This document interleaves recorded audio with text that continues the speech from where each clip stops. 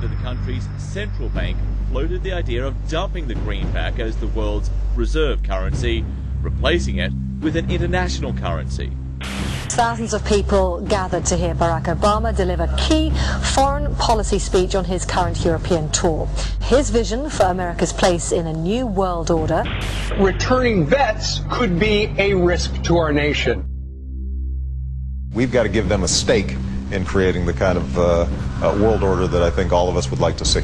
And one of the ways it will drive the change is through global governance. I think a new world order is emerging. This is a hoax and a scam which is designed to transfer wealth and power from the private sector to the government sector and from the government of the United States to a world government. And those people who have been yelling, oh, the UN's going to take over global conspiracy government. Theorists. They've been crazy, but now they're right. And who got the money? Hundreds and hundreds of banks. Any bank that has access to the U.S. Federal Reserve's discount. Tell us who they are. No. You know, financial terrorism. They have the ability to tweak the knob. I am proposing that the Federal Reserve be granted new authority. The ultimate goal of the carbon tax and the cap and trade is to destroy production. This energy tax is the largest tax increase in American history. We're actually creating a global warming police. So number one, they can come in, the federal government can come in, inspect your house, and send you the bill. We're setting up a global warming Gestapo. One of the things that if you talk to our generals, they are desperate for is a civilian counterpart to our military forces. I am fierce. And this is what I wear. Senator Barack Obama's presidential campaign is asking Missouri law enforcement to target anyone who lies or runs a misleading television ad. I've now been in 57 states. I think one left to go. The president, when he was in Europe last week, he met with the King of Saudi Arabia. He appeared to bow. President Obama today proposed something new, something called prolonged detention. Pre-crime is where people are arrested and incarcerated to prevent crimes that they have not yet committed.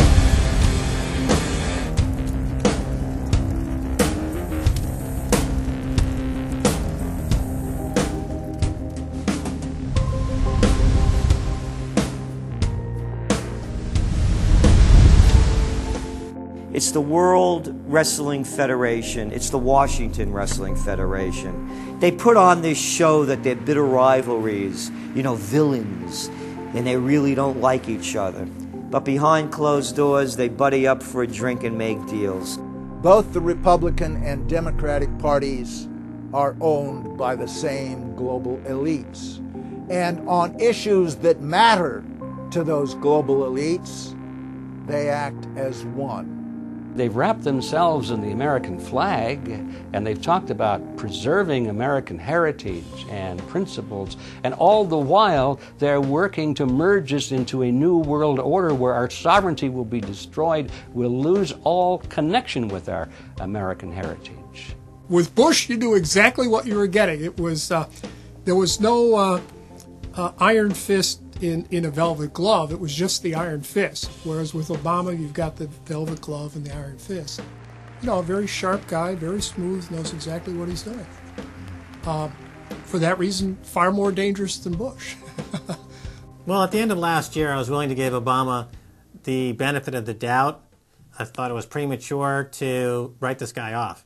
But now that he's been in office for a while, it's obvious that he is very tight with the Goldman Sachs and JP Morgan's on Wall Street, and he is extremely compliant and pliant to the wishes of the large banks, going back to what we saw with Robert Rubin under the Clinton administration, changing laws in favor of the banks, and he's not doing anything to stop the banks. He's helping the banks continue to do what they were doing under Bush. So in fact, he's just a continuation of Bush on the subject of markets and finance, which is the most important part of his policy right now. People who voted for Obama wanted real change, and they're getting platitudes, they're getting a lot of nice talk, but nothing in the way of concrete change is taking place. In this town, business as usual.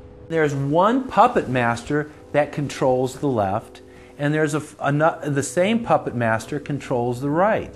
They control the Republican Party, and they control the Democratic Party. This is not a party issue. This is not a left-right issue. The question is, who should government serve? And it should serve the people. In fact, government is just a tool of the dominant minority that uses economics and government law to enforce upon the public various mandates. The right-left paradigm in the U.S. and in U.S. politics is taken directly from the commercial world and the corporate world. In the business world, you have Coke, Pepsi. You have McDonald's, Burger King. You've got AT&T and Verizon. You've got duopolies. And a duopoly gives the illusion of there being some competition and some choice. And it looks a little bit better than a monopoly. So, for example, in Communist Russia, if they had Communist Russia Red and Communist Russia Chartreuse, there would have been the illusion of choice and something akin to democracy in Russia. But they simply said, forget it, we're just going to go with red. In the U.S., they have this left-right paradigm, which, unfortunately, it doesn't take them out of the hard, cold fact that there is no choice. There's no social justice. There's only one choice, which is to supply more rent to the rent seekers who have now taken the whole system hostage. We've seen the limitations on government whittled away. We have seen this erosion to the point where today it seems like nobody does care. And right now in Washington, D.C., we have seen a fall of the republic. If the United States doesn't have its Bill of Rights and Constitution, it doesn't exist anymore. It's just more real estate, more dirt. And that's what these global corporatists want. They want to completely dismantle the Bill of Rights and Constitution, and they're doing that right now. This is the fall of the republic. Our nation is dying. We, the people that live in this fine country, need to stand up, get involved, and take the system back. It's the Bill of Rights and Constitution that we owe allegiance to, not to a political party, and not to politicians that wrap themselves in the red, white, and blue, while at the same time they destroy everything that sacred flag stands for. So in the old days, you used to have this globe that with 180 some odd countries, and a few of those countries had a lot of power, like the Soviet Union, the United Kingdom, and the United States at various times. But today, you might better look at that globe and say that it's surrounded by huge clouds swirling around the planet. They know no national boundaries. They don't follow any specific sets of laws, and these are the big corporations. They basically control politicians around the world because they have all the money, and politicians always need money to get elected or to run their governments if they're not democratically elected politicians. They control the mainstream press, either through outright ownership or advertising budgets. They have massive amounts of lobbyists in Washington that have tremendous influence on our president and Congress. And they really are calling the shots. They form partnerships with the Chinese and the Taiwanese and the Tibetans, or with the Israelis and Arab nations, with Brazilians and Indians, with whatever country and whatever group of people has resources that they covet. And so for the first time in history, we really have this new form of an empire. Barack Obama is a puppet of the New World Order to bring in a World Bank, to destroy the economy of this country, and to bring in global governance. And no matter how likable the fellow is, we as citizens of this country need to stand up and say no. We have to stand up to preserve a republic here and a rule of law, which is under dire threat.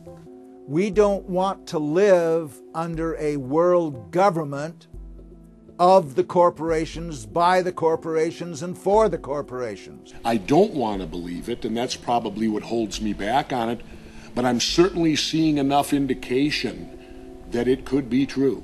Absolutely, because they're always talking about Mexico and the United States and Canada ending up like Europe. And there's things done politically that seem to take us in that direction. And so I think it's incumbent upon all of us as American citizens to pay attention. This move to world government is not about roses and happiness and peace and in a better life. It's about enslavement. They said in their own writings, from the earliest times to the present, the world they're bringing in is to be a world where everyone who is born, or would be allowed to be born, would be born to serve the state. That would be their sole function.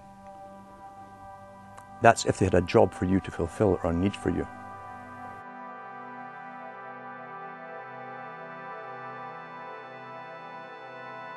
July 4th, 2009.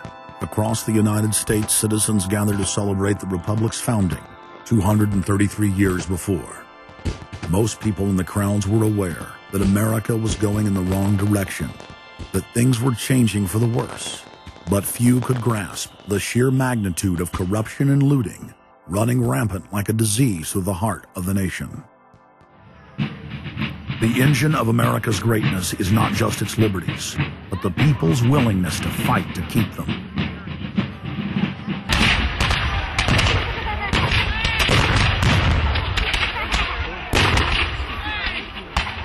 Hundreds of other nations have had much larger populations and greater resources, but have never produced 1/10 of the wealth, science, and art that the United States has. Why?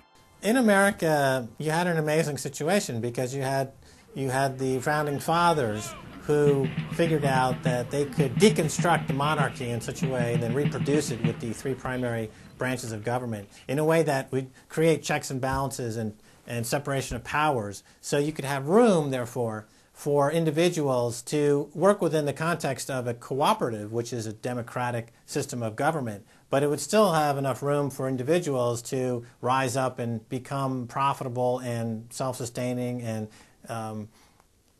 rich in the pursuit of happiness without becoming dictatorial.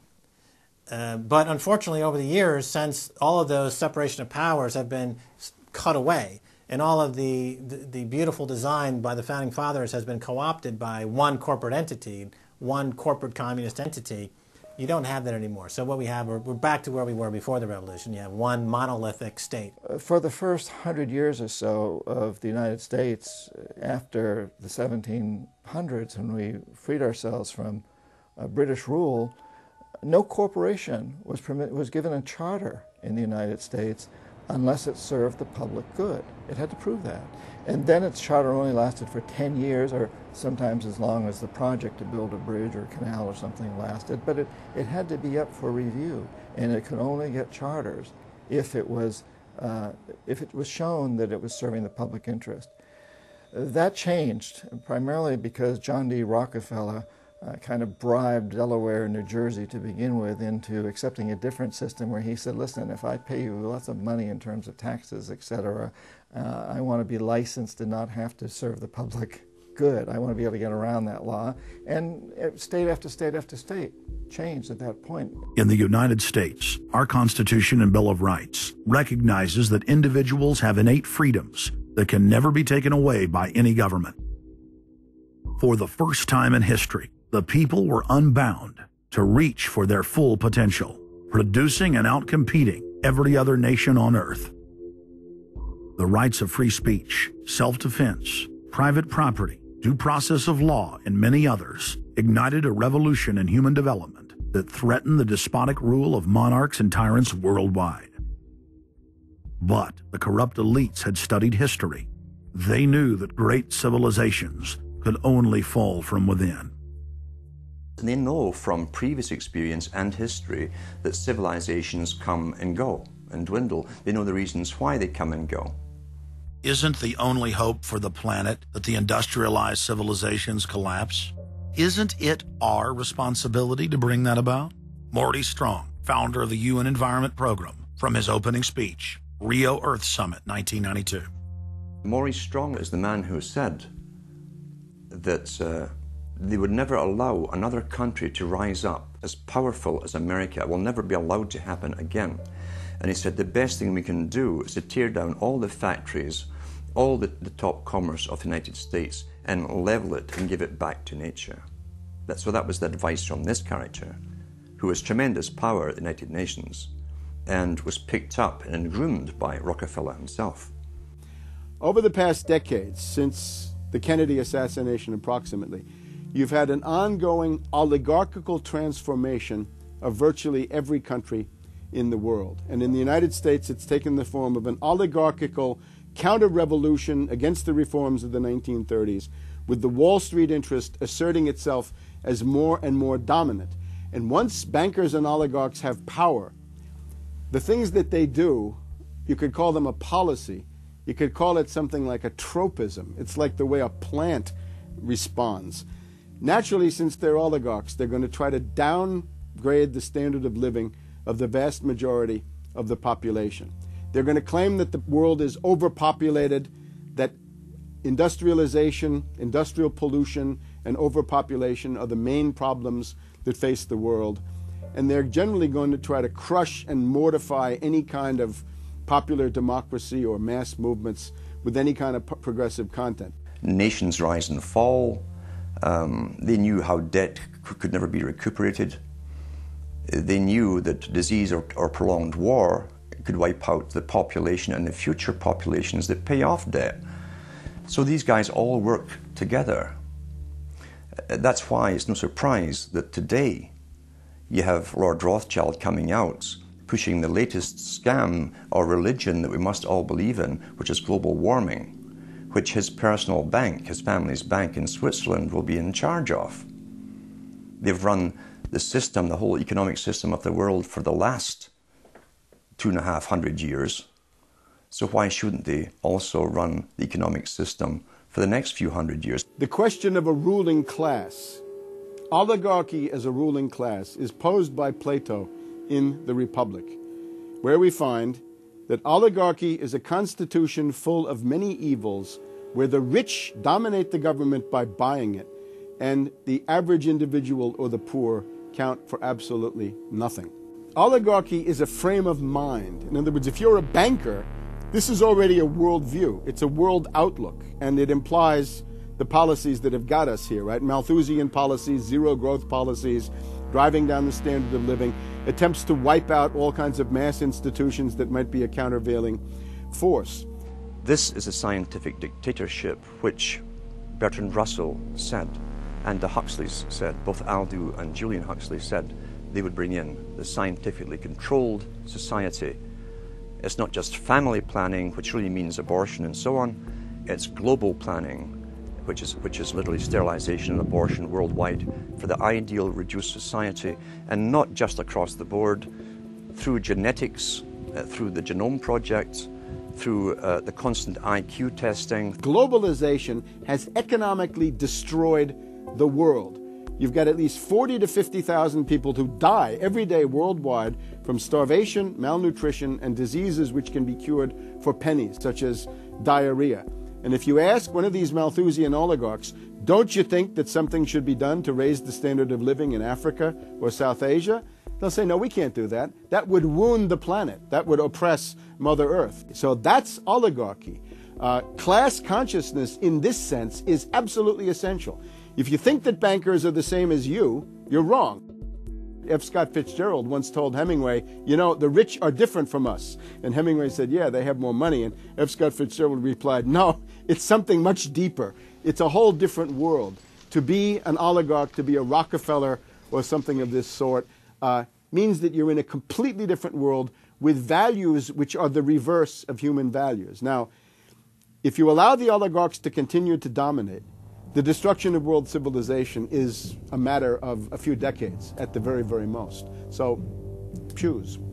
To force their agenda through, the elites are employing one of their favorite tools, artificial crisis creation, also known as the Hegelian dialectic of problem-reaction-solution. You never want a serious crisis to go to waste. And what I mean by that, it's an opportunity to do things that you think you could not do before. The Earth's ruling elite are first and foremost monopoly men. The founder of the Rockefeller clan summed it up simply when he said, competition is a sin. Rockefeller himself said that competition was a sin. And people quipped at that, thinking it was one of his little jokes. He made many jokes about saving pennies and stuff like this. But in reality, he was telling you a truth, that competition to a man like him, who worked for a much larger organization, competition truly was a sin.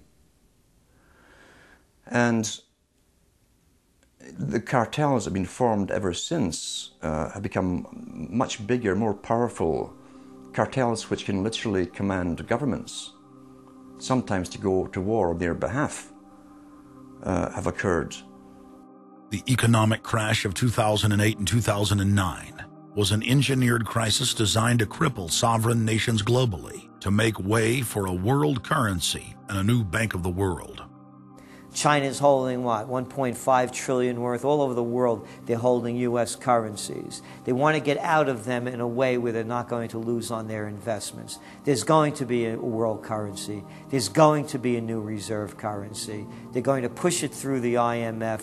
That's going to be the banksters that are going to be in charge of it. It's going to happen, and it's going to happen sooner rather than later. There was also a question to Geithner. Do you think that the U.S. dollar ought to be replaced? And he blew it. He had a moment of candor where he said, yeah, we're considering that. So on that day, the dollar went down 1% within a couple of minutes. Chinese government proposal about a global currency and about the IMF regulations, the new IMF idea about the general agreements to borrow and having a faster ability to disperse to the emerging market. As I understand this proposal, it's a proposal designed to increase the use of the IMF's special drawing rights. And we're actually quite open to that suggestion. Timothy Geithner's comment about global currency is not off the table because it's not off the table and it's going to come. The whole world is ready to bail out of bucks. They just want to do it in a way where they're not going to lose on their investments. That's all that's going on. All the people around the world, the Japanese who have $1 trillion, the Chinese who have $1 trillion, the Saudis have $1 trillion, the Europeans something similar, they're all going to dump it at the same time. The rush for the exits. And that will then create hyperinflation. When America finishes supplying the manpower and the military for standardization of the world into the one system, and they want a secular world society with a hint of greening and Gia worship for sustainability reasons. America, as they're finishing off this agenda, they'll be pulling the rug from underneath Americans at home at the same time towards the latter stages. When the dollar starts to slide, and this was always the nightmare of Paul Adolph Volcker, who is now sitting in the Obama White House, once the dollar starts to go, there's nothing to stop it. There's no useful way that you can stop it once it begins to gather momentum. So I think we're facing the probability of some form of dollar panic combined with hyperinflation sometime during the Obama presidency. They're now pulling the rug away from under the feet of the people. They're becoming rapidly a non-manufacturing country. Any country that can't manufacture its own goods, even for self-defense, therefore is no longer sovereign, independent, and able to sustain itself, which tells you that this is all part of the plan. It started with the very beginning when you established that there was a Federal Reserve System given the power of the state to create money out of nothing and to do so without any regard to the will of the people, without any regard to what's behind the money system. In other words, strictly political and economic motives for the bankers and the politicians. Once you granted that power to a group, the Federal Reserve System, the economic crisis was inevitable. This has happened before. Every time in history when the government was given the power, or a group of banks in conjunction with the government was given the power to expand the money supply at will, those economic systems always wound up in crisis and always collapsed. So there's no reason to believe that the United States was given some kind of a get-out-of-jail-free card, an exemption from the processes of history. So the economic crisis began at the very beginning, and as a matter of fact, when the founders of the Federal Reserve System met on Jekyll Island back in 1910 and were drafting the Federal Reserve Act, one of the things they discussed was how to pass on the inevitable losses to the taxpayers. They knew that inevitably something like this would happen, and they knew that there had to be some way to get out of it without destroying the banks, of course, because they were the banks. And they said, aha, we'll go into partnership with the government, we'll take our cartel agreement and pass it into law, call it the Federal Reserve Act, and we'll make the taxpayer come online and be responsible to bail us out if and when the failure finally comes. Who's going to soak up the derivatives? Who's going to soak up the debt? Who's going to be penalized? And right now, it looks like Wall Street's getting bailed out, and the little guy in the middle of Main Street America are all going to pay the penalty. Can the economy be turning around here? Are happy days here again? And can we actually have growth without jobs? Is this an oxymoron, jobless recovery? We're going into the greatest depression. There will be no job growth. Unemployment will continue to escalate. Along with it, so too will crime, poverty, kidnappings, boss nappings. And the more things spin out of control, the harder the hammer is going to come down by the federal government to keep everyone in control. Power is much, much more important to them than money is. Money is only a way to the means. Power is the end result. The elite's main goal is to destroy national sovereignty and individual independence. To consolidate their grip on power, the banksters create artificial debt bubbles that are mathematically impossible to pay back. These are those sinister, toxic assets, the complex financial instruments that they talk about but never really name. They're paper based on paper. They're credit default swaps, collateralized debt obligations, mortgage-backed securities, asset-backed securities, structured investment vehicles, auction rate securities, and so on down the line. It's an immense mass of cancerous, fictitious, speculative paper, bloated in value, impossible to bail out. Triage the derivatives on their books. There's no way to bail out a $1.5 quadrillion black hole of derivatives, but nevertheless they tried. The Wall Street cronies are crooks.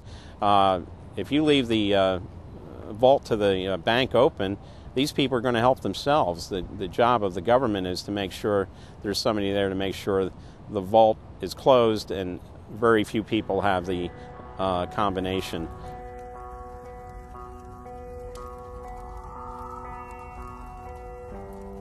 I'm William K. Black, Associate Professor of Economics and Law at the University of Missouri at Kansas City. I was a senior regulator in a number of different positions during the heart of the savings and loan crisis. On a staff level, I led the re-regulation of the savings and loan industry. The purpose of regulation and effective criminal prosecution is to make sure that cheaters don't prosper, that honest manufacturers win in competition.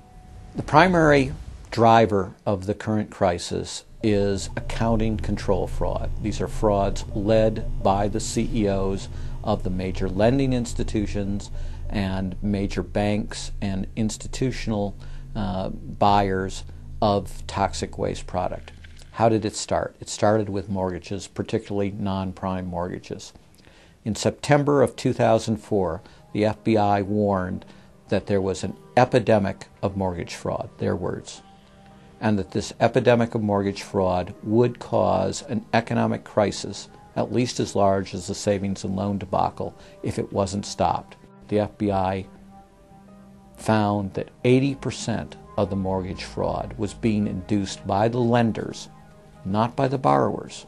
You know, much of the rage has been against the borrowers, but if you want rage, it should be at the CEOs who became fabulously wealthy by following a strategy based on fraud.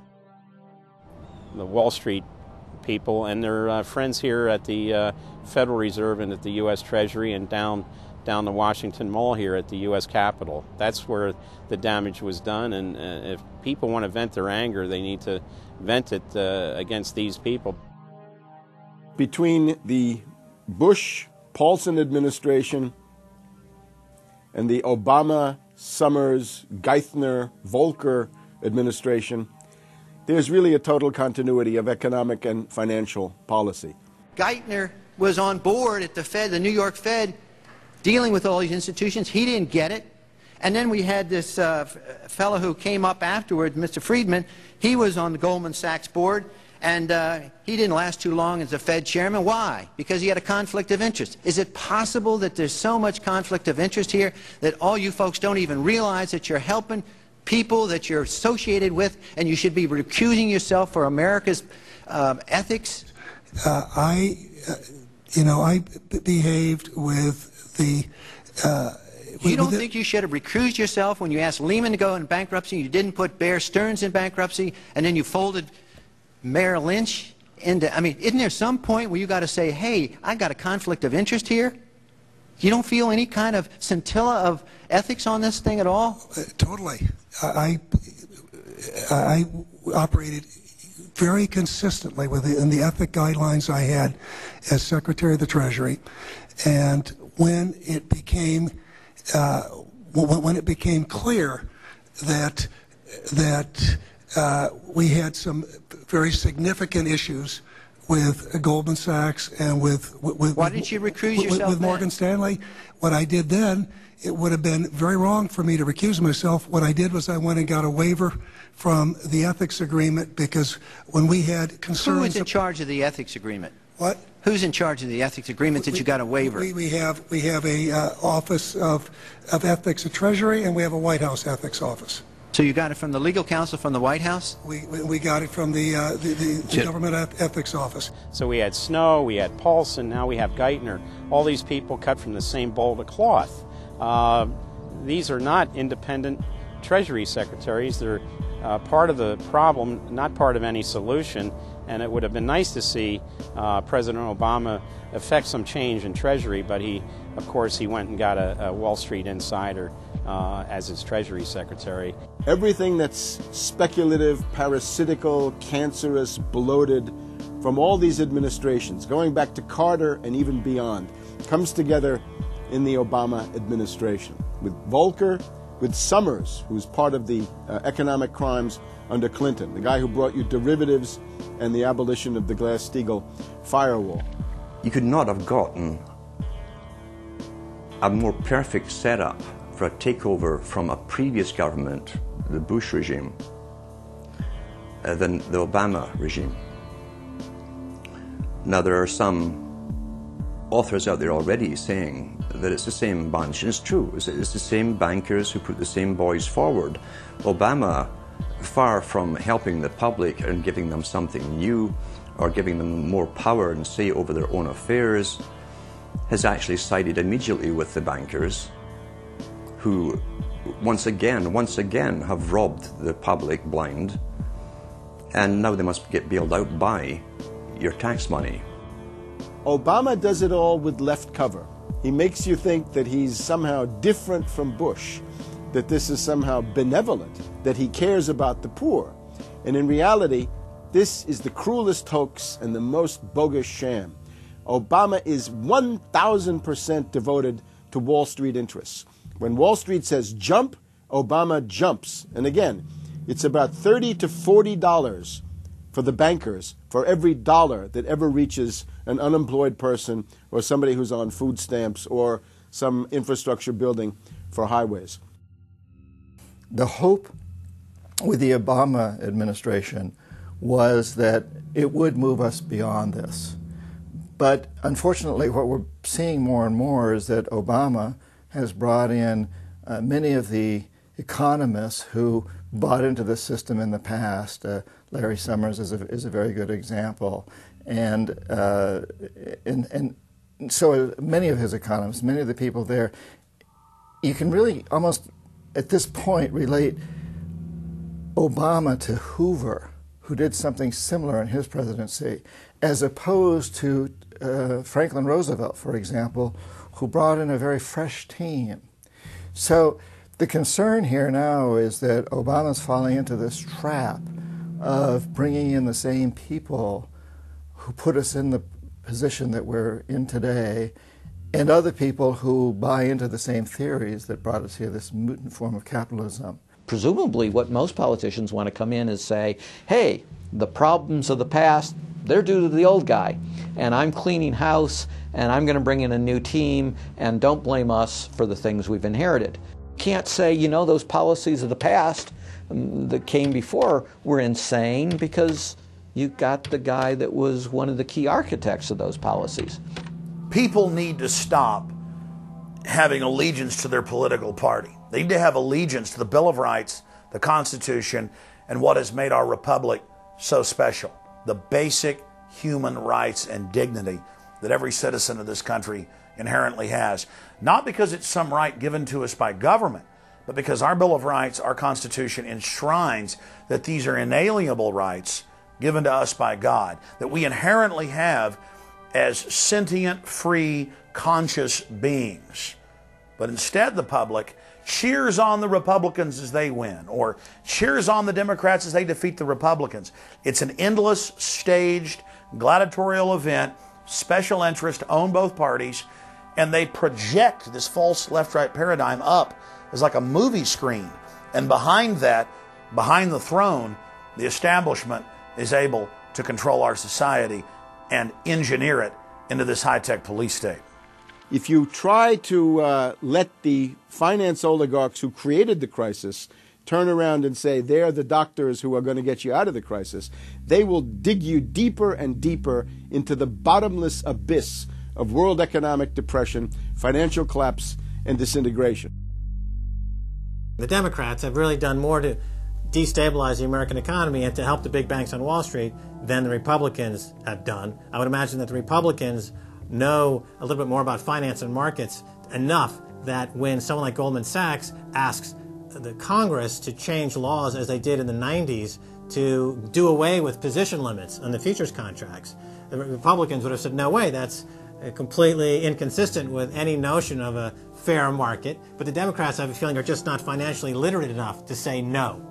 And I think that Goldman has very shrewdly positioned themselves with the Democrats, because the Democrats typically, like many NGOs that I've run into, they seem to have a complete inability to comprehend these issues of markets and finance and how it relates to social justice.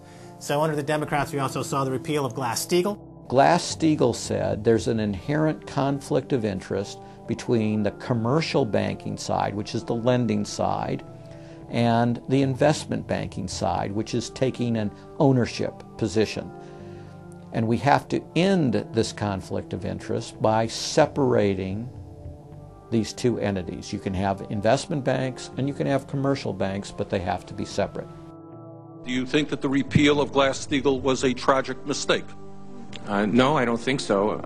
You could be a commercial bank like Chase Manhattan, or you could be an investment house like J.P. Morgan, or a bank like Bank of America, or an investment house like Merrill Lynch. But you couldn't be both. And as the 90s went on, the screaming hyenas of Wall Street were demanding that this prohibition, this regulation, be abolished. This was an illegal and inappropriate form of casino.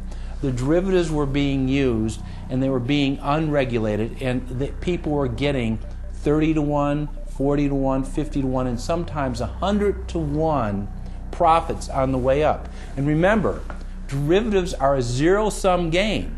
So there's nothing there. It's not like a piece of stock in General Electric or Ford or something like that where there's supposed to be some value. Derivatives have no value.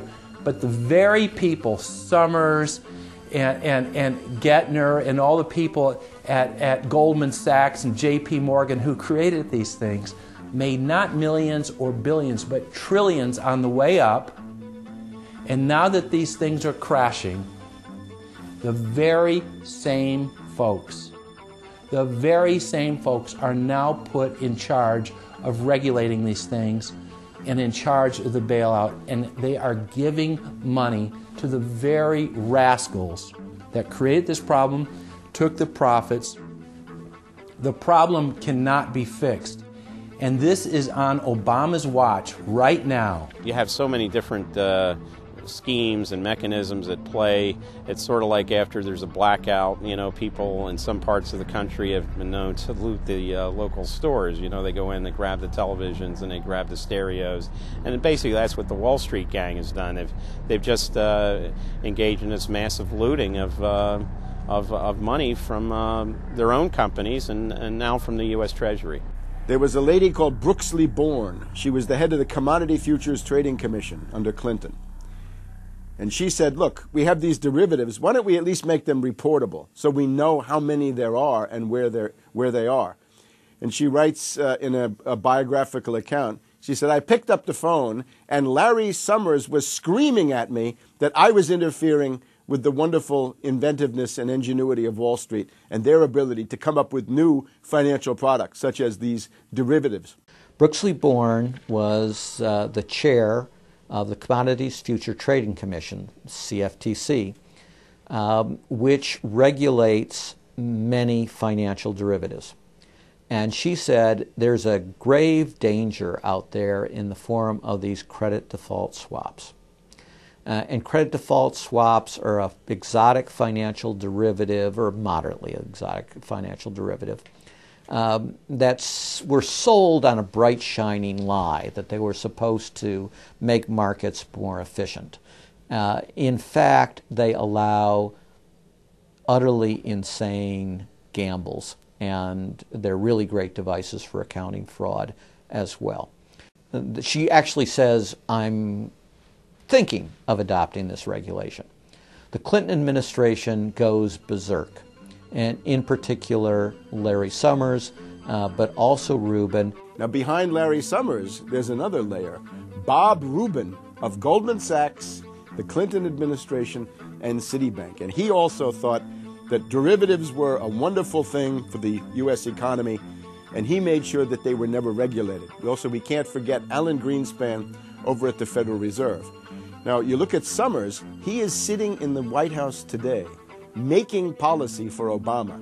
Summers tells Obama what to do. Summers tells Geithner what to do. He's also got some of his hatchet people in the administration. Mary Shapiro runs the Securities and Exchange Commission. She refuses to ban naked short selling and other market manipulations. You've also got another guy called Gensler over at the Commodity Futures Trading Commission today. He is an acolyte and a supporter of the derivatives bubble. We made the new CFTC chair a guy who had helped to kill Brooksley Born's reform initiatives. And we just did this under the Obama administration.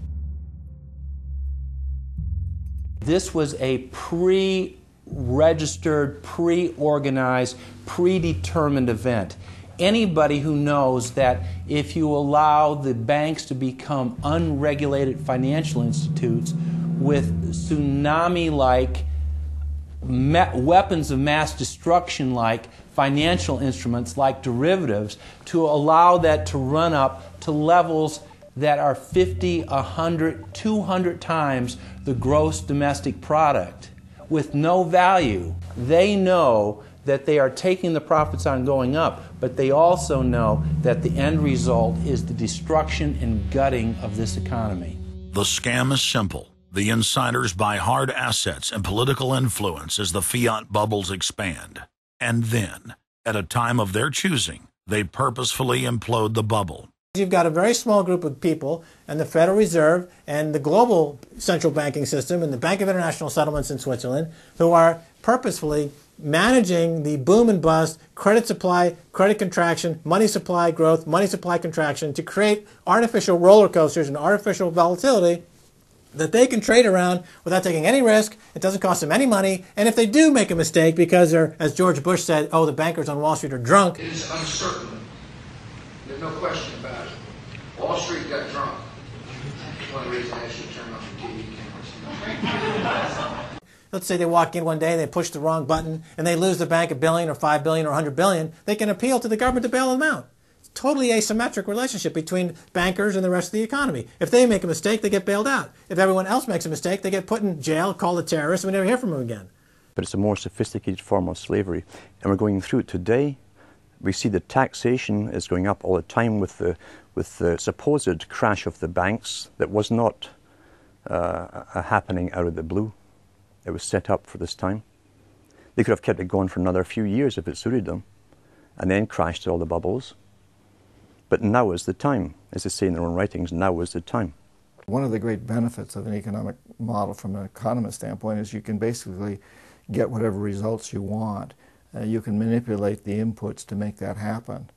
And that makes it a very easy tool to use to hoodwink other people.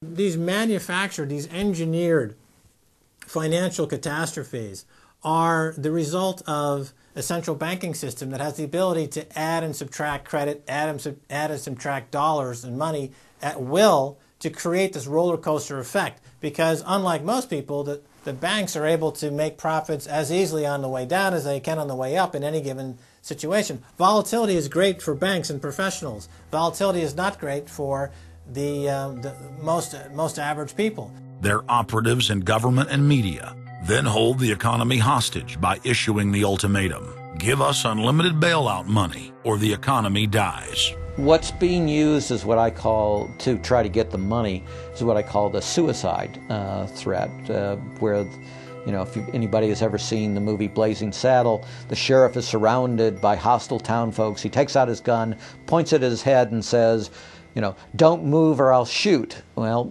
that's what the big banks are saying. You know, give us unlimited cash or we'll die. And if we die, you'll die because we're too big to fail. It is a false flag attack because Hank Paulson will get up in front of Congress and say, we need $700 billion because that thing, that existential threat, the market is attacking us and we need this handout to fight Mr. Market. Mr. Market is out there. We need to fight Mr. Market. It's an existential threat.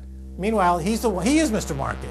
He's the one causing the problems. We had Paulson, a representative of Goldman Sachs who happened to be running the U.S. Treasury, came forward with a hysterical briefing for the Congress saying, we, the Wall Street bankers, demand $700 billion in bailouts. So they say, yes, we'll give you all the money you need.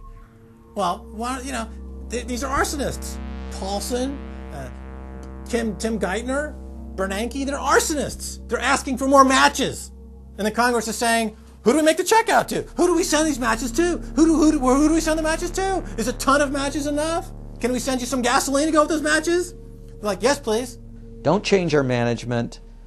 Don't pay us what assets are worth. Pay us way more than what our assets are really worth. Don't make us use honest accounting. Allow us to lie. We've just, under congressional pressure, changed the accounting rules for the express purpose of making sure that the big banks don't have to report honest losses. The only way they can pass this bill is by creating and sustaining a panic atmosphere. That atmosphere is not justified. Many of us were told in private conversations that if we voted against this bill on Monday, that the sky would fall, the market would drop 2,000 or 3,000 points the first day, another couple thousand the second day, and a few members were even told that there would be martial law in America if we voted no. That's what I call fear-mongering. We have people in the government threatening martial law or things to get their way in the executive branch against Congress. If you put all these signs together, it doesn't look good at all. To the extent we are a democracy, we're sort of a hairbreadth away from a police state. Congress aided the bankers in carrying out the biggest heist in history with the so-called banker bailout of 2008.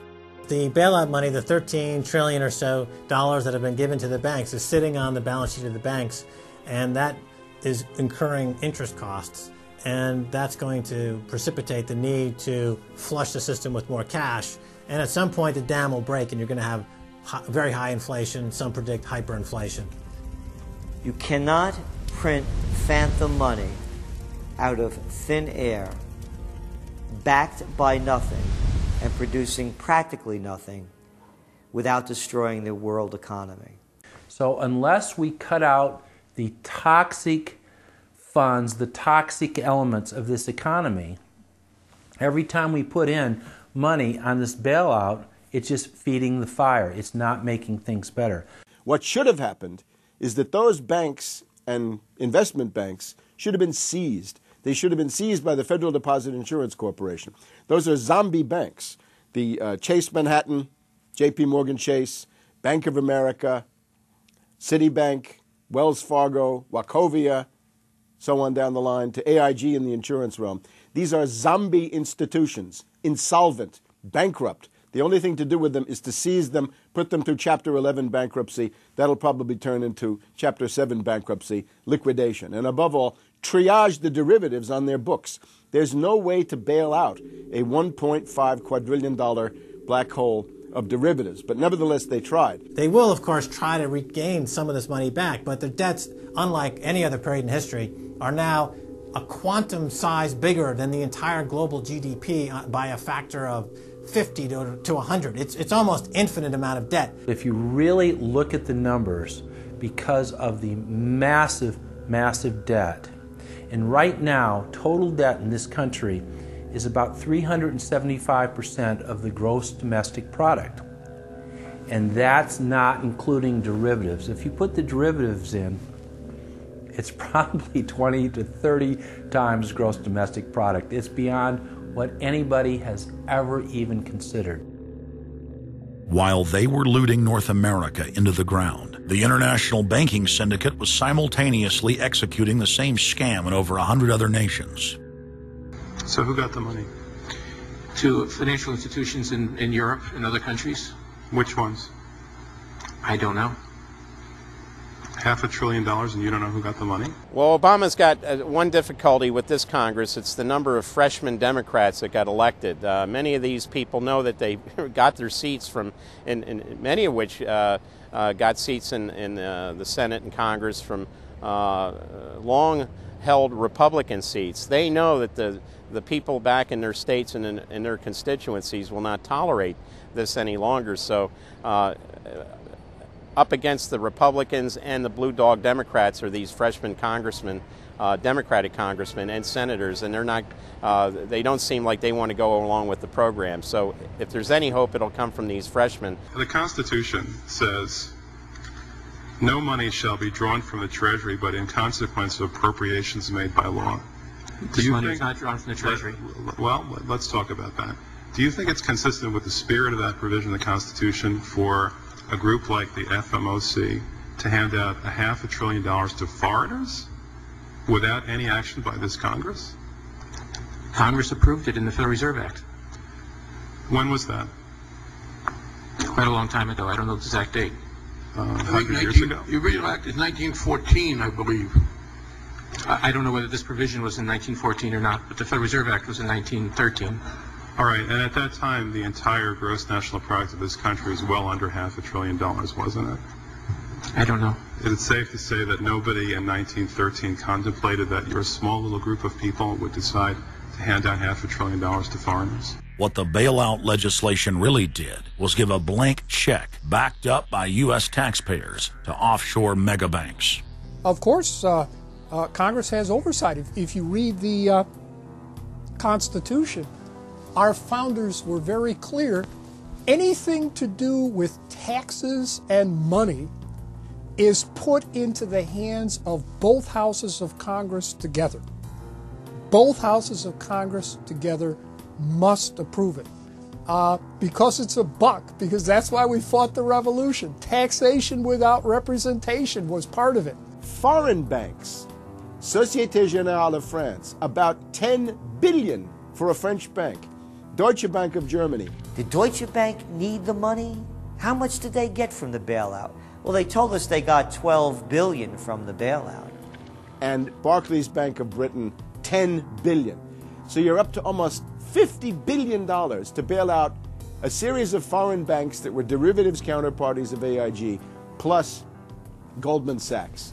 This is the biggest swindle, not only in the history of the United States, this is the biggest swindle and transfer of wealth in the history of the Western countries. And we've seen all these cronies from Wall Street with the combination to the vaults around the country, and they've just looted the Treasury and the banks and the securities industry dry. This is by probably an order of magnitude the biggest fraud in history.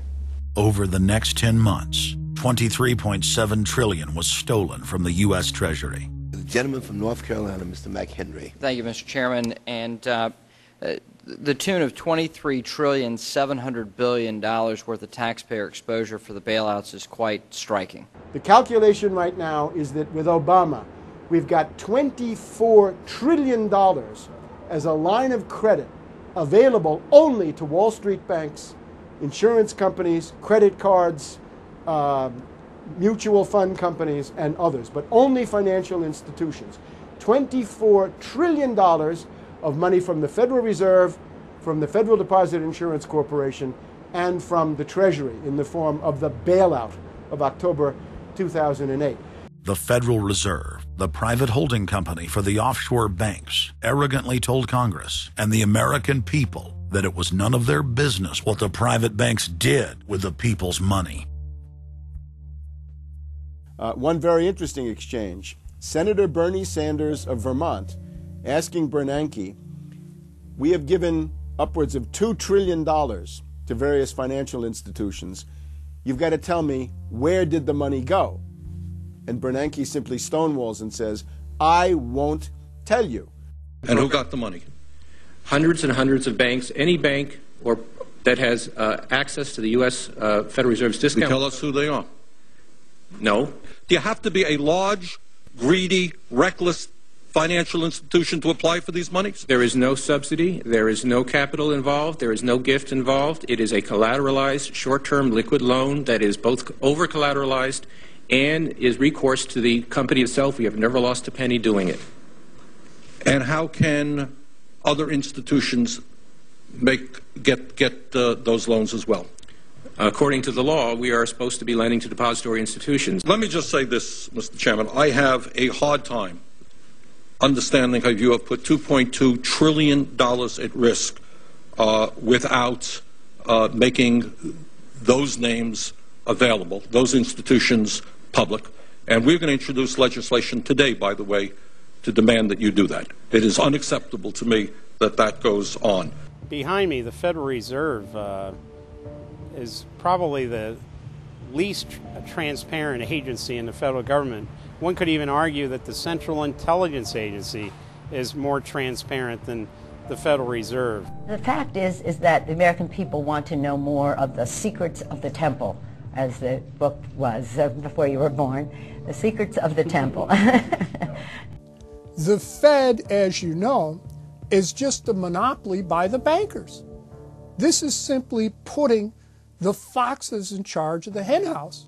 Personally, I'd be in favor of Congress just nationalizing the Fed and getting the bankers out of there. They're just stealing from the American people. Put it directly in the hands of Congress and let Congress decide, rather than this cabal of bankers deciding their own rates of profit at the expense of the American people. Since the Federal Reserve's creation in 1913, patriots have labored tirelessly to alert the American people to the true nature of the Federal Reserve.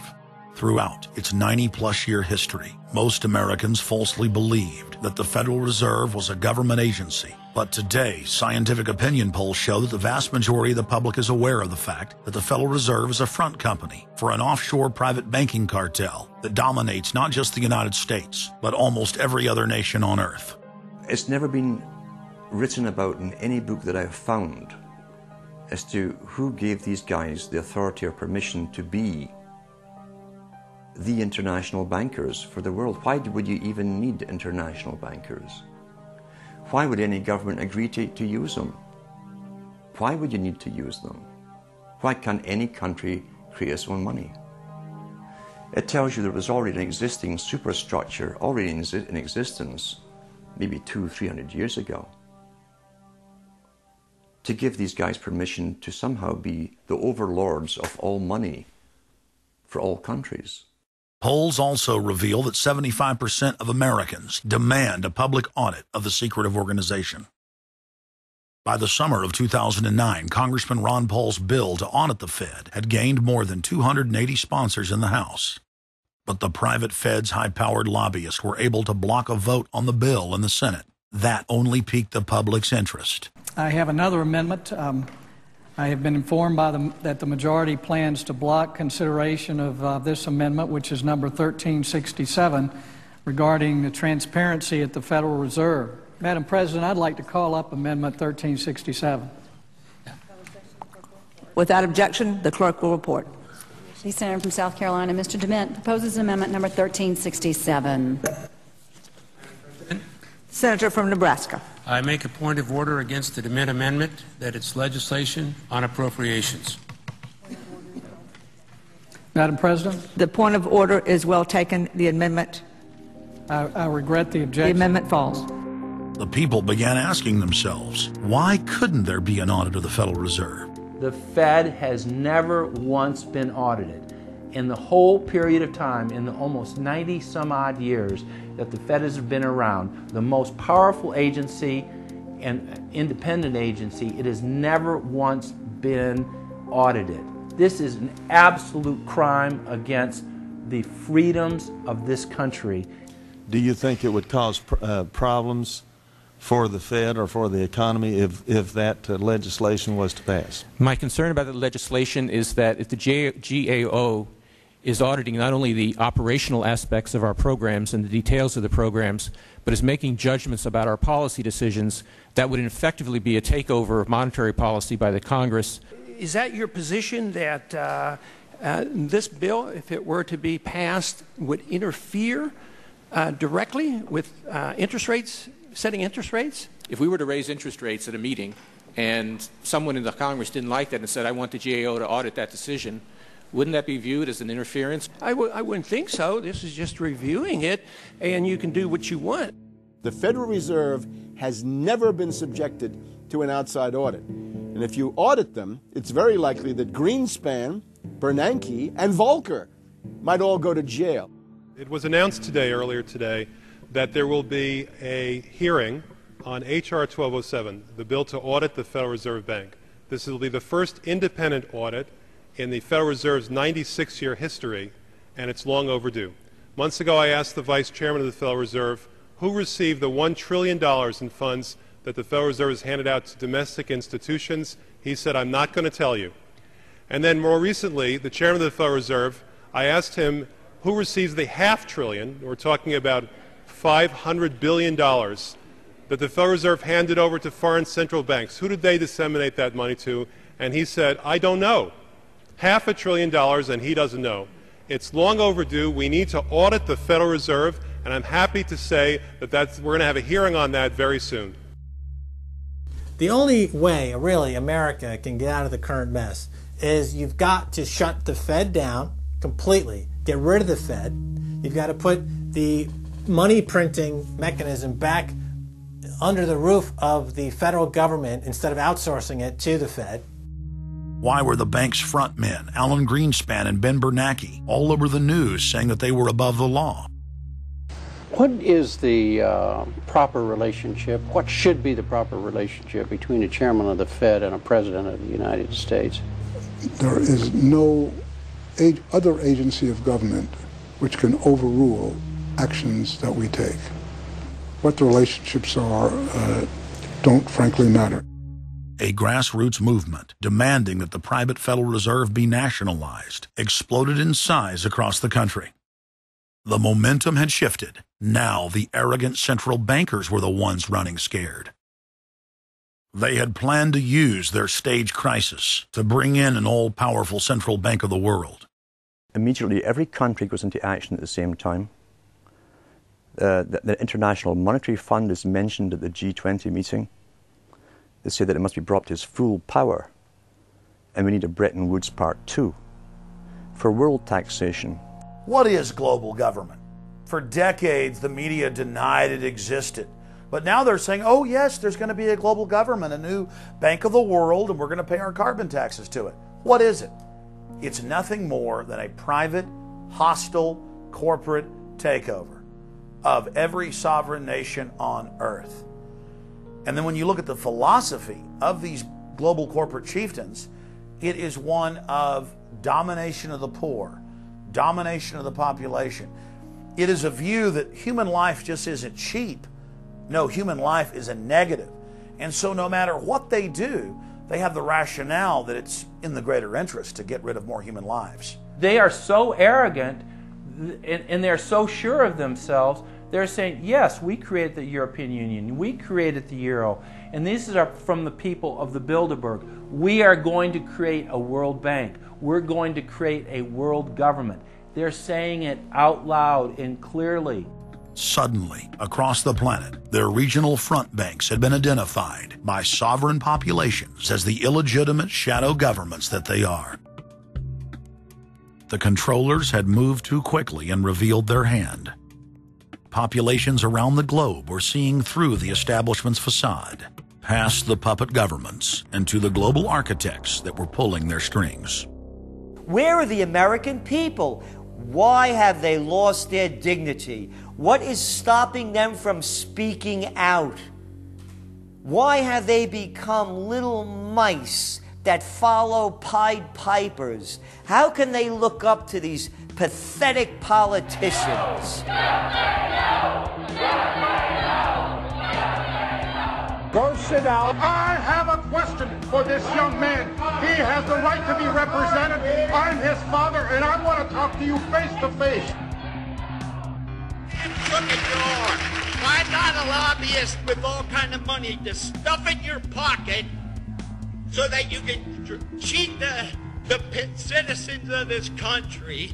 So I'll leave, and you can do whatever the hell you please to do. One day God's going to stand before you, and he's going to judge you and the rest of your damn cronies up on the hill. And then you will get your just desserts.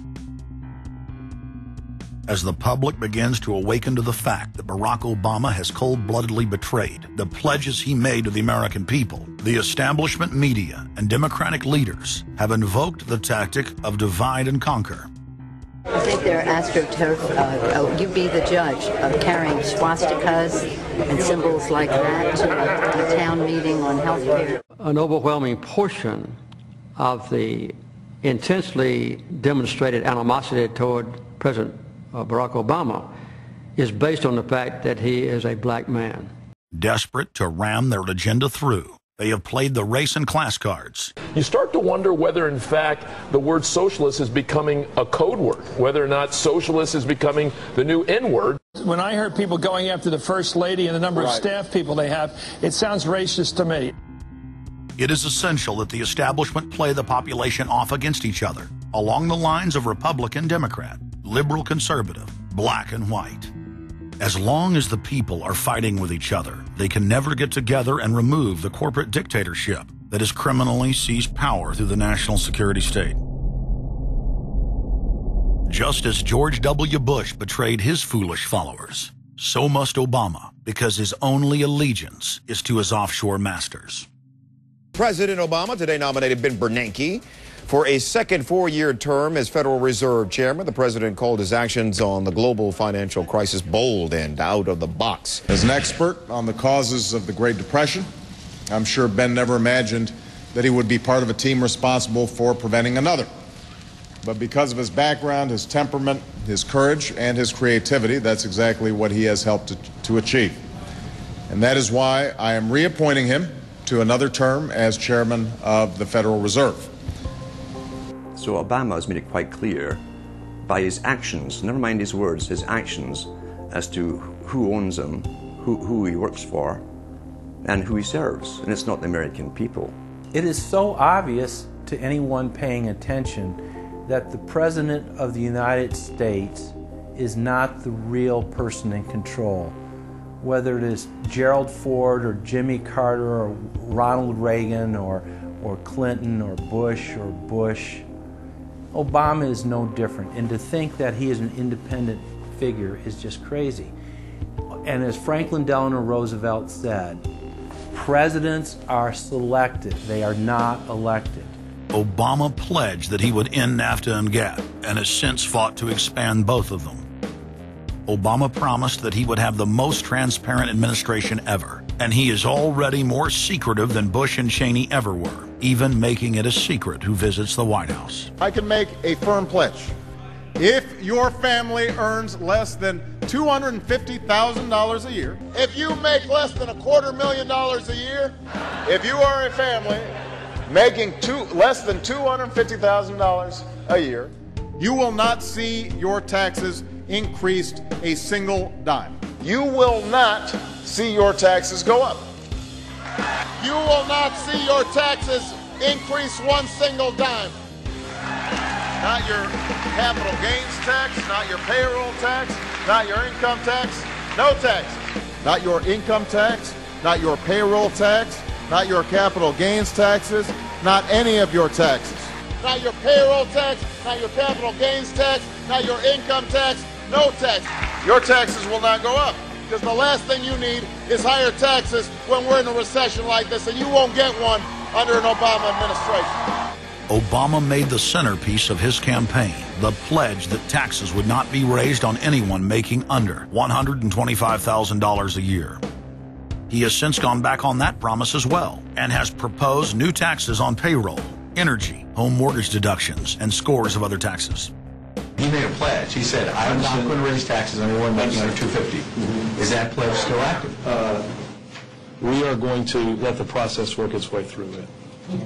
So it's not. So it's not. So it's not. We're going to let the process work its way through it. All right?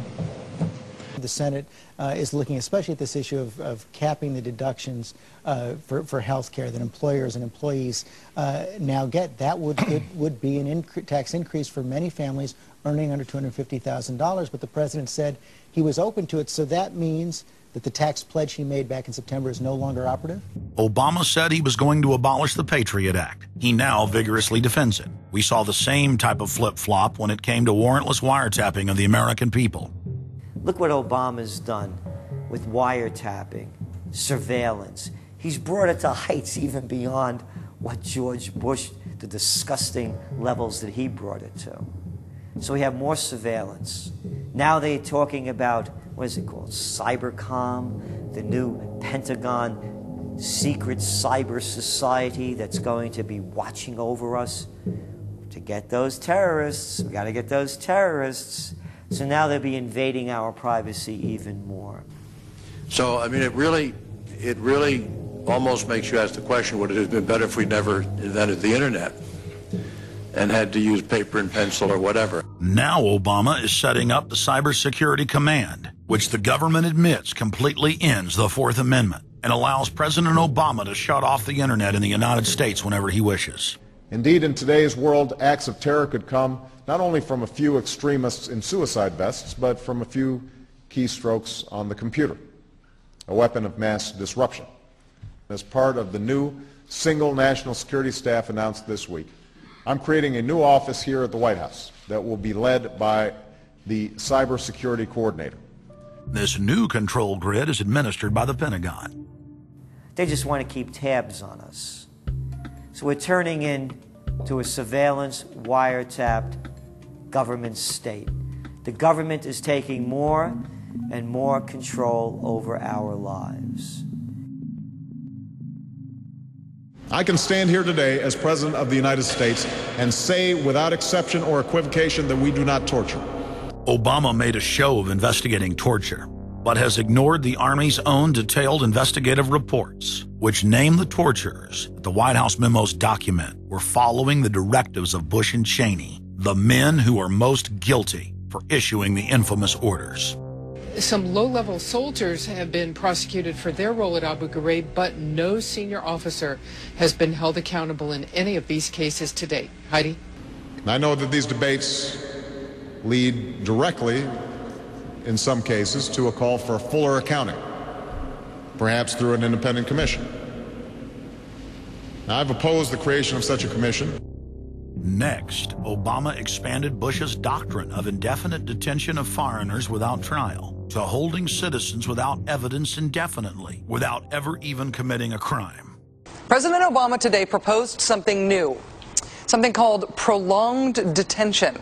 Pre-crime is where people are arrested and incarcerated to prevent crimes that they have not yet committed.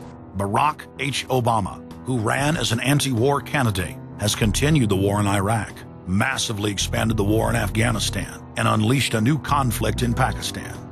Now Obama is promoting the biggest defense budget in history, dwarfing George Bush's war machine. What George Bush has been trying to do as part of his effort to accumulate more power in the presidency is he's been saying, well, I can basically change what Congress passed by attaching a letter saying, I don't agree with this part or I don't agree with that part. I'm going to choose to interpret it this way or that way. That's not part of his power. But this is part of the whole theory of George Bush, that he can make laws as he's going along. I disagree with that. I taught the Constitution for 10 years. I believe in the Constitution, and I will obey the Constitution of the United States. We're not going to use signing statements as a way of doing an end run around Congress. All right? Obama guaranteed that once president, he would stop the unconstitutional practice of issuing signing statements, through which the executive branch illegally usurps the legislative power of Congress.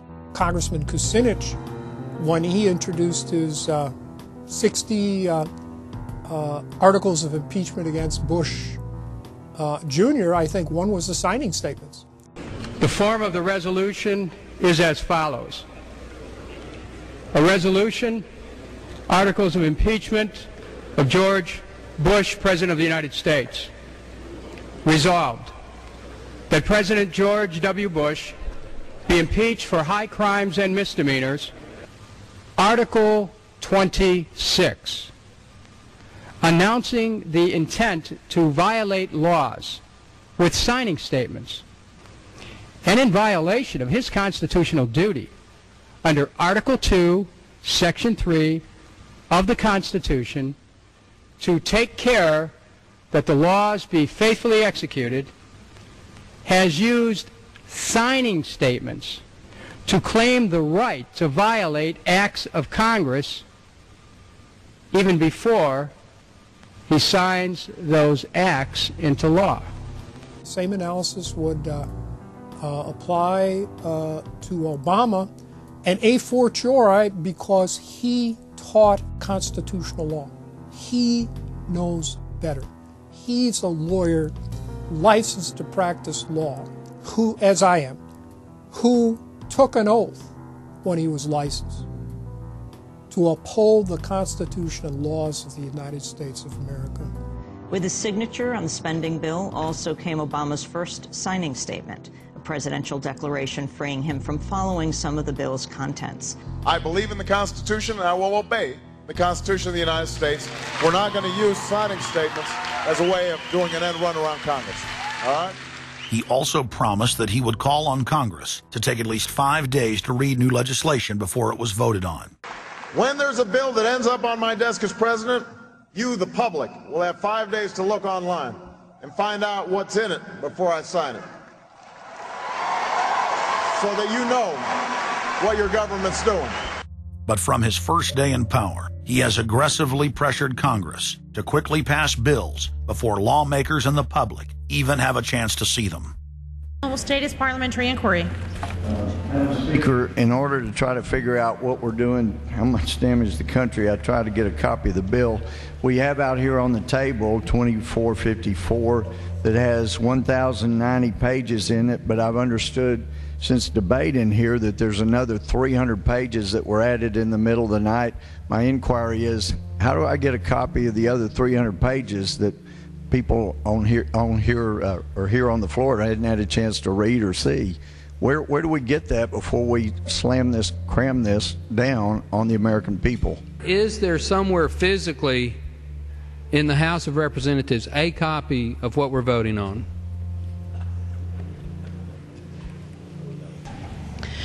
The gentleman has not stated a parliamentary inquiry that the chair can answer.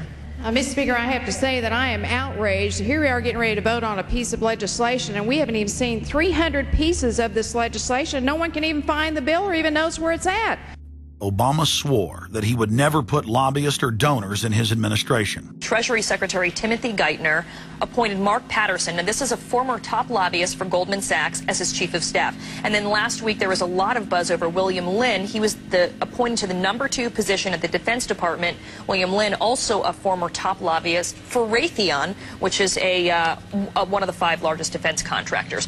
He has now broken all previous records by cramming his administration full of contributors and lobbyists who openly write legislation being proposed by the White House. There's a good reason Obama doesn't want to give the people or Congress any time to read the bills. I'm still needing a copy of the other 300 mysterious pages that we don't get to see here. Shortly after the 2008 election, Vice President Joe Biden confided to top supporters that it was essential that their program be implemented at lightning speed. Because their agenda was so unpopular, they knew Obama would lose support quickly. Obama's handlers were in a race to pass a raft of legislation before the people discovered that Obama was just a slicker, updated version of previous puppets. Obama is the New World Order's closer. It's his job to repackage and solidify the tyrannical policies of George W. Bush as progressive and trendy. So part of my job, I think, as president, is to make government cool again. Chris Hedges, author of Empire of Illusion, explained it succinctly. President Obama does one thing, and brand Obama gets you to believe another. This is the essence of successful advertising. You buy or do what the advertiser wants because of how they make you feel. Through Obama, the global establishment are now putting their entire program into high gear. Obama is attempting to dismantle the Second Amendment with more than a dozen victim disarmament bills now in Congress. The key is going to be, I think, for us to come together and say people do have an individual right, and there's nothing wrong with common sense gun laws. Hate crime and cyberbullying bills in the House and Senate would effectively criminalize free speech protected under the First Amendment. It is absolutely true that NAFTA was a mistake. A senior member of the Obama campaign called the Canadian government within the last month to say that when Senator Obama talks about opting out of the free trade deal, the Canadian government shouldn't worry. The operative said it's just campaign rhetoric and don't take it seriously. Campaign officials called the U.S. ambassador to Canada and say, don't worry, it's just campaign rhetoric about NAFTA. The Canadian government put out a statement indicating that this was just not true. So I don't know who the sources. It wasn't true. Amid all of the denials, sources at the highest level of the Canadian government who first confirmed that a call was made, late this afternoon reconfirmed that a call was made. President Obama is promoting the creation of a North American Union and is attempting to expand NAFTA and GATT. President Obama is pushing nation-ending blanket amnesty for more than 20 million foreign aliens living illegally inside the United States. He's also overseeing the hijacking of health care by the federal government, which will nationalize more than 20% of the U.S. economy. And you want us to believe that a government that can't even run a cash for clunkers program is going to run 1/7 of our U.S. economy. No, sir.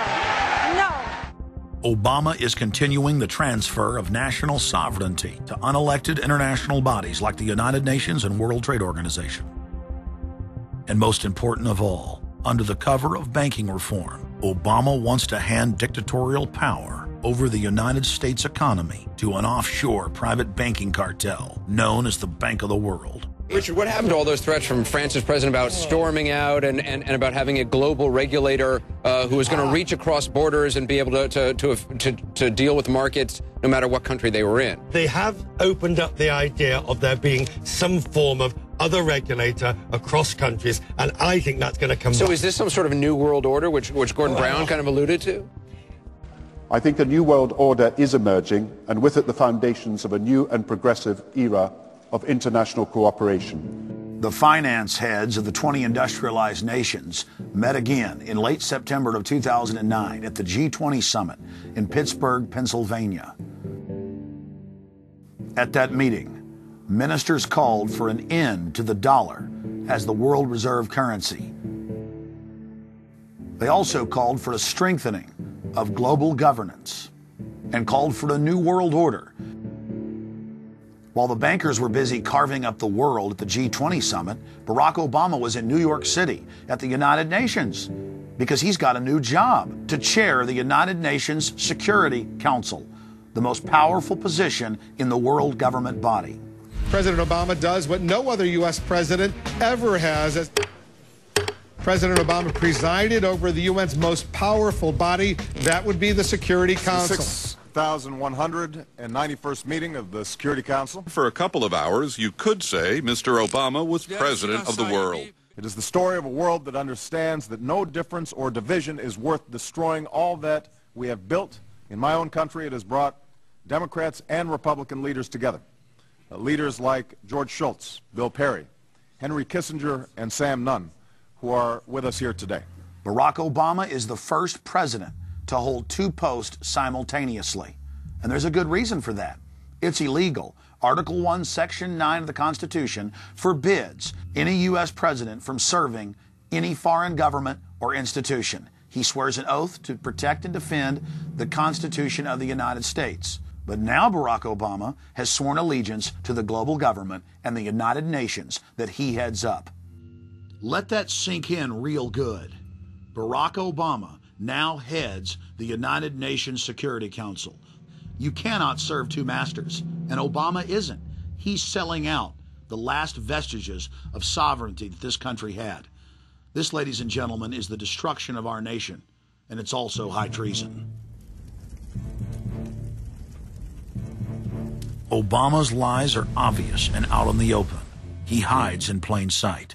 And from the moment he took office, his lies have only increased, despite the fact that his ratings have dramatically dropped since Election Day. From the mid-80s to the low 40s, a large portion of Americans still gullibly hang on his every word. It is bringing entertainment to thousands of people.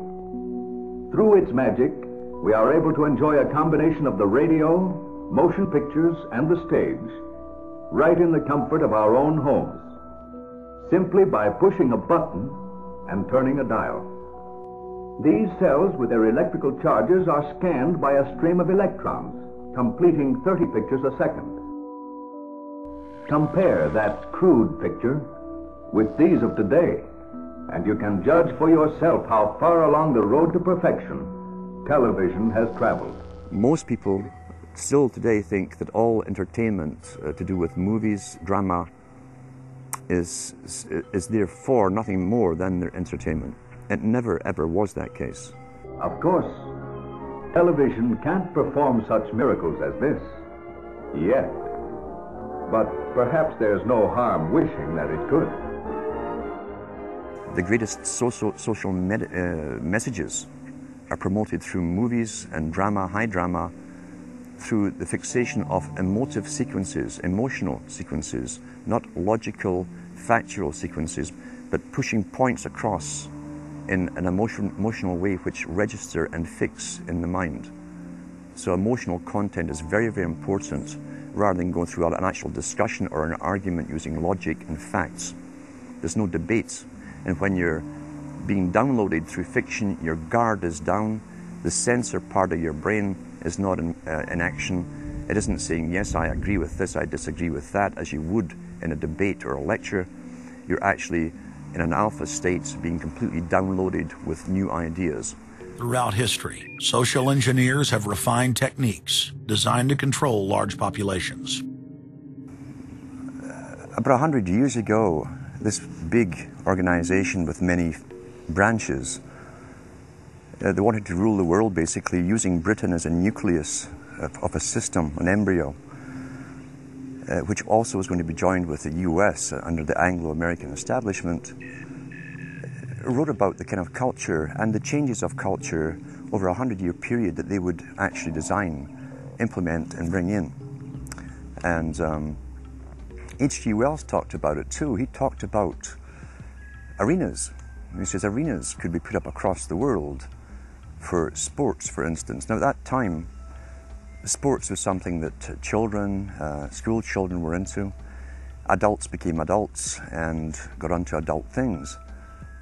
So it was unimaginable at the time that people could actually believe that There was even a need for adult sports and entertainment, never mind having arenas built across the world. But he said we can do this and foist basically a sports culture for the males.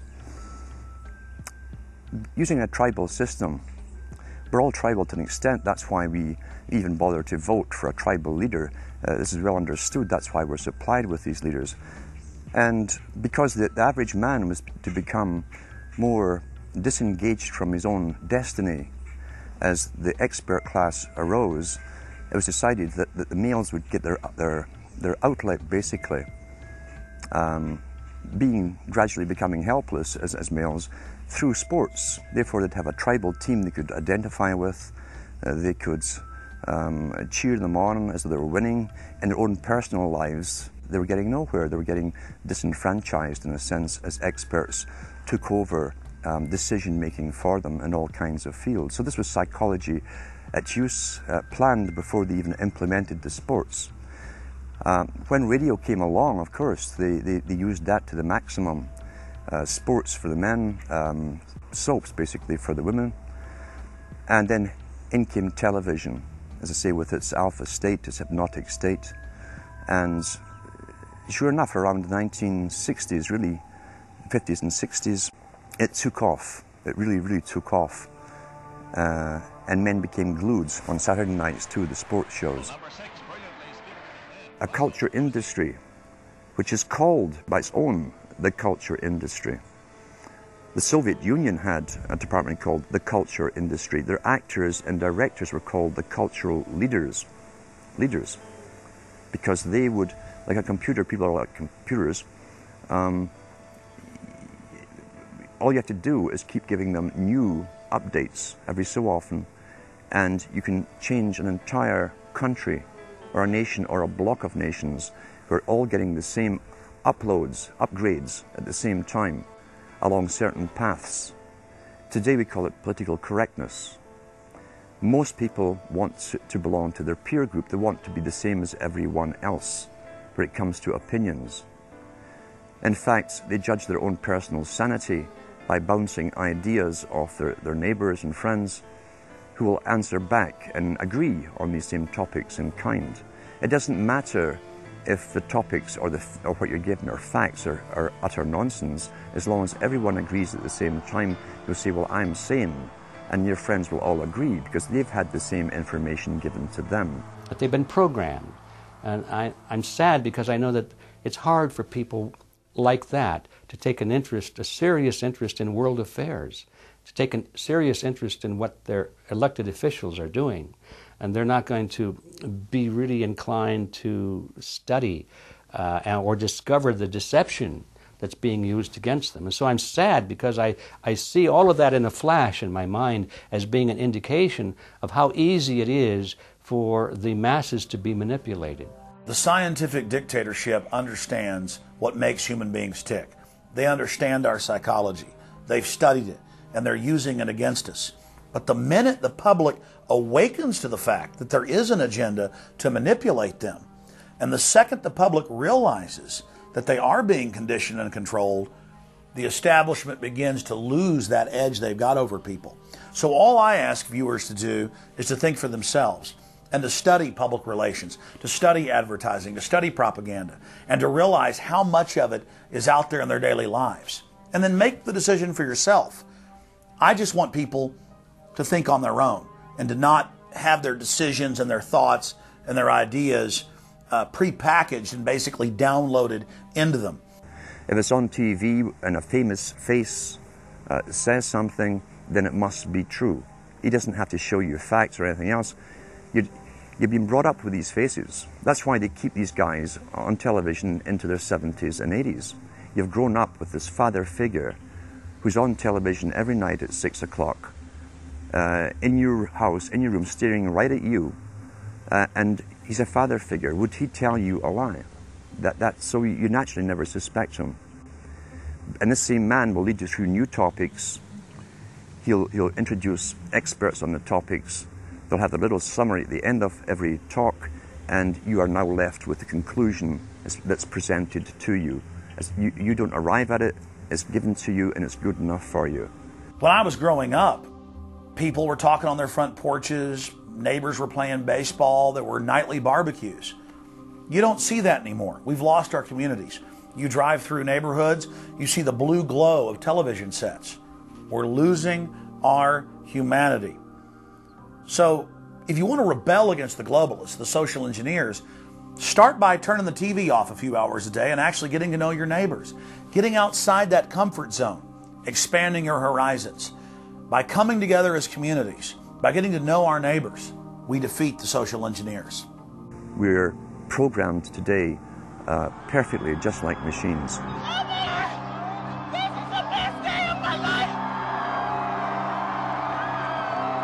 We tie this in with the Brzezinski. Brzezinski said in 2 Ages, now this guy was way up with the NSA. He's a master geopolitician. He admits he works in 20, 50-year periods to do with geopolitics in other countries. But he said himself, the public will shortly be unable to think or reason for themselves.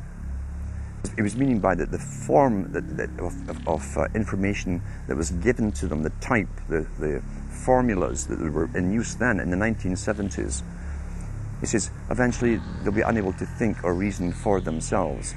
And eventually, he said, they will expect the media to do all their thinking and reasoning for them. Well, that's happened today. That's why people today can't think outside of the programming from television. Zbigniew Brzezinski, Obama's main foreign policy advisor, talks about how a cult of personality can be artificially manufactured to influence the masses. In the first months of my administration, to pull our economy... Oh, goodness. Sorry about that, guys. To pull our economy back from the brink, including the largest and most sweeping economic recovery plan in our nation's history. We're gullible, but we're also willingly gullible. We want a human being, a big daddy, to come along and make everything right for us. And as long as we believe that, we'll always basically get shafted. In addition to John, sorry, I just noticed that I jumped the gun here. Go ahead and move it up. I'd already introduced all you guys. It's the presidential reality show. But when it became an Oprah production, it became slick. You don't have a president, you have an actor. They say that politics is show business for ugly people. You got it. What am I going to tell the president when I tell him his teleprompter is broken? What will he do then? It's Obama's role to front for the international banking syndicate and to take all the heat for their unpopular agenda. It's his job to convince the American people that the buck actually stops at the White House. In Brzezinski's book, Between Two Ages, is that eventually we shall put presidents in who will have personality cults. We shall create massive personality cults for these people through the same techniques as Hollywood has used. Obama is that man today.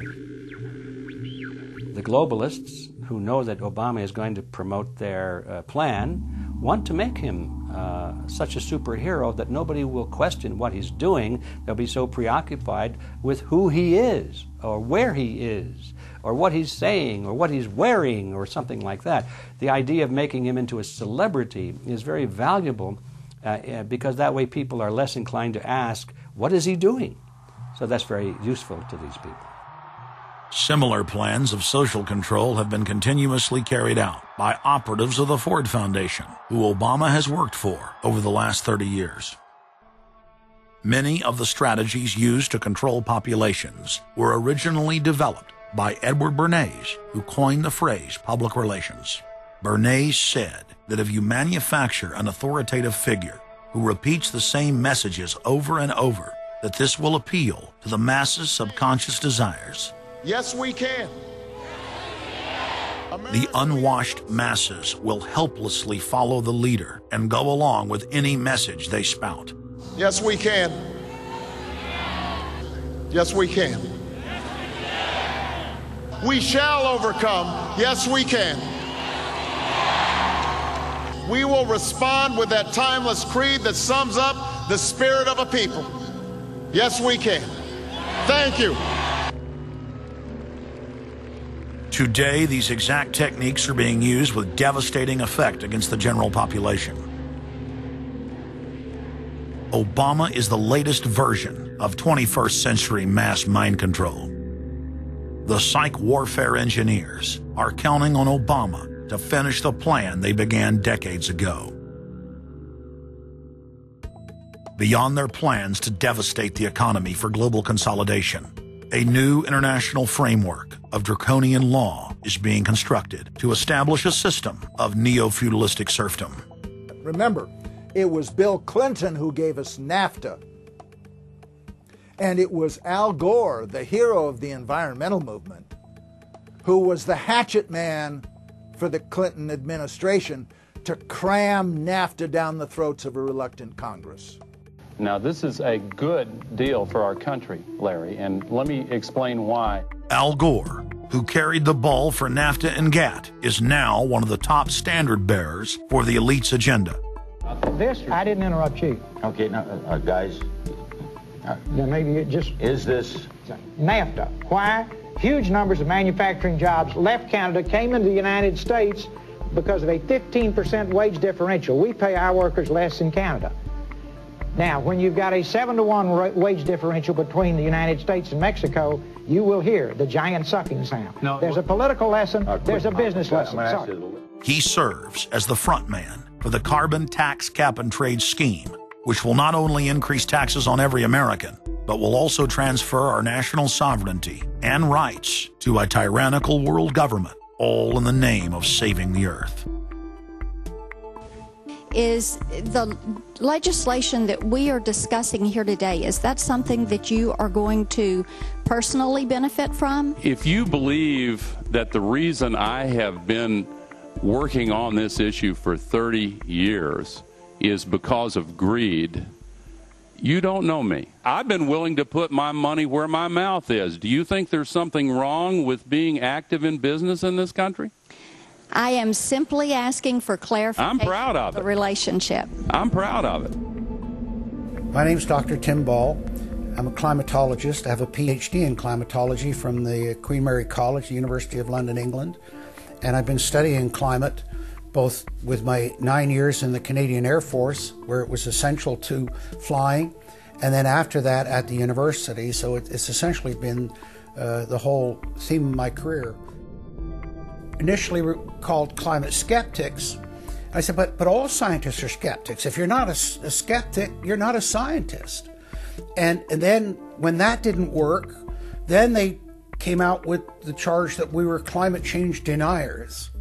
And I remember when I was first called a denier, and it was in the Times of London and England. And of course, the word denier was clearly deliberately chosen because of the Holocaust connotations of that term. So it was not only a charge that you were ignoring the truth, but you were doing it in a very evil way. And of course, I laugh about that now because my whole career has been anything but a climate change denier. I've spent my career trying to educate people to how much climate changes naturally. So I'm anything but a denier, but of course that is part of the politics. Under the Nazis, there was something called race science. They had a lunatic theory of eugenics, the Aryan heritage, and all the rest of this. Absolute crackpot pseudoscience. There was no empirical measure or empirical test for the validity of those theories. They simply asserted them, and if you were a professor who stood up to them, then the Gestapo would come and take you away.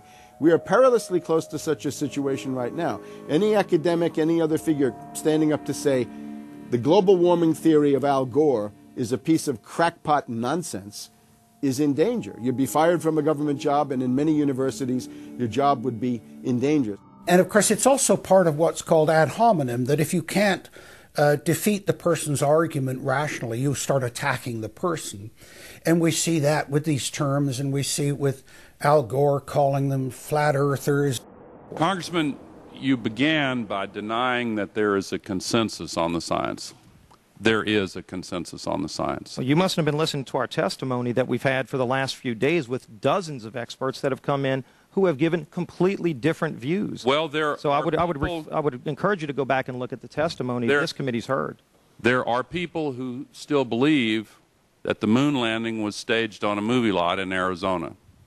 And neither of us are one of those. And I know you like giving those cute anecdotes. This is not a cutesy issue. We're talking about something that can export millions of jobs out of our economy, out of our country. Richard Lindzen, an MIT professor of atmospheric physics, said it many years ago when he said the consensus was reached before the research had even begun. And then scientists like myself that stood up and said, hold on a minute, I got problems with this. Oh, paid by the oil companies. Don't trust that guy. What the international scientific community is saying is correct. There is no legitimate basis for denying it. Now, you hear the consensus argument. Well, the majority of scientists. What they're always talking about is, and originally the IPCC was about 3,600 scientists, it's now down to 2,500. That's the people they're talking about. But when you look at it, most of them are bureaucrats. They're not scientists at all. And very, very few of them are actual climate experts. Now, the consequences of that, and whether that's because of man-made CO2, I think are debatable. If CO2 is not causing the climate change, what is? What are the major driving factors? And so they're essentially the ones that are left out by the Intergovernmental Panel on Climate Change. It's unbelievable to me that they can come out and ignore the sun.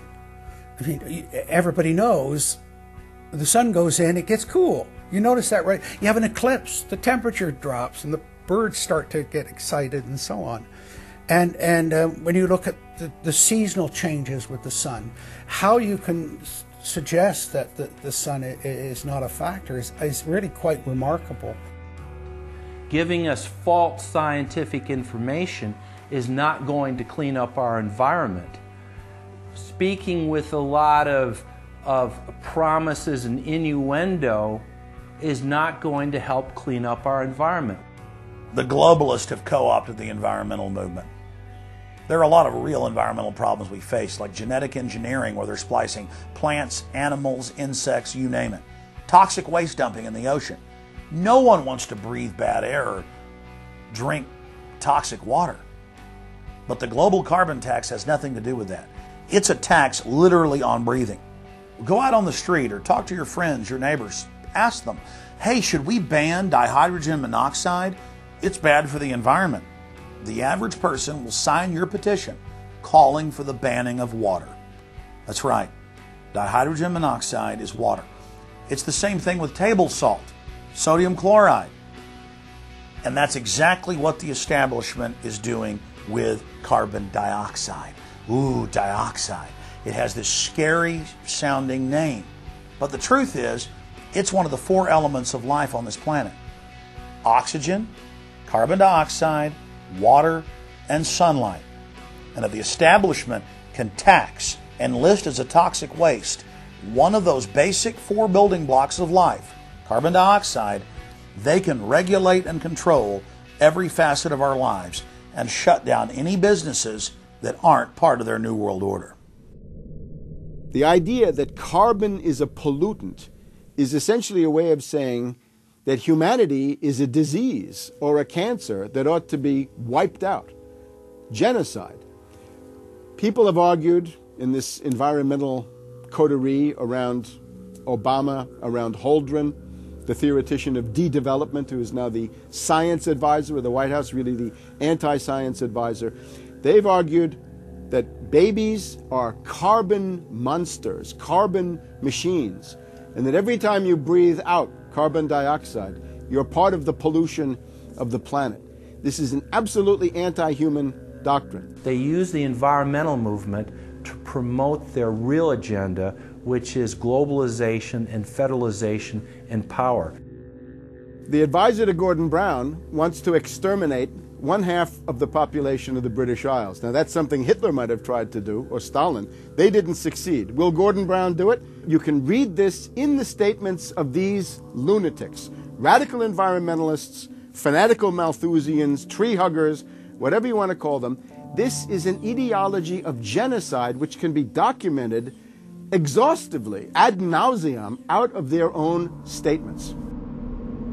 When Gore said the science is settled, that raised red flags amongst the media, and then also amongst a lot of other people that sort of knew that that wasn't true, other scientists, and started to look at it. And of course, the more they looked at it, the more they realized, no, science is never settled. What is coming down now is environmentalism is nothing but phony science.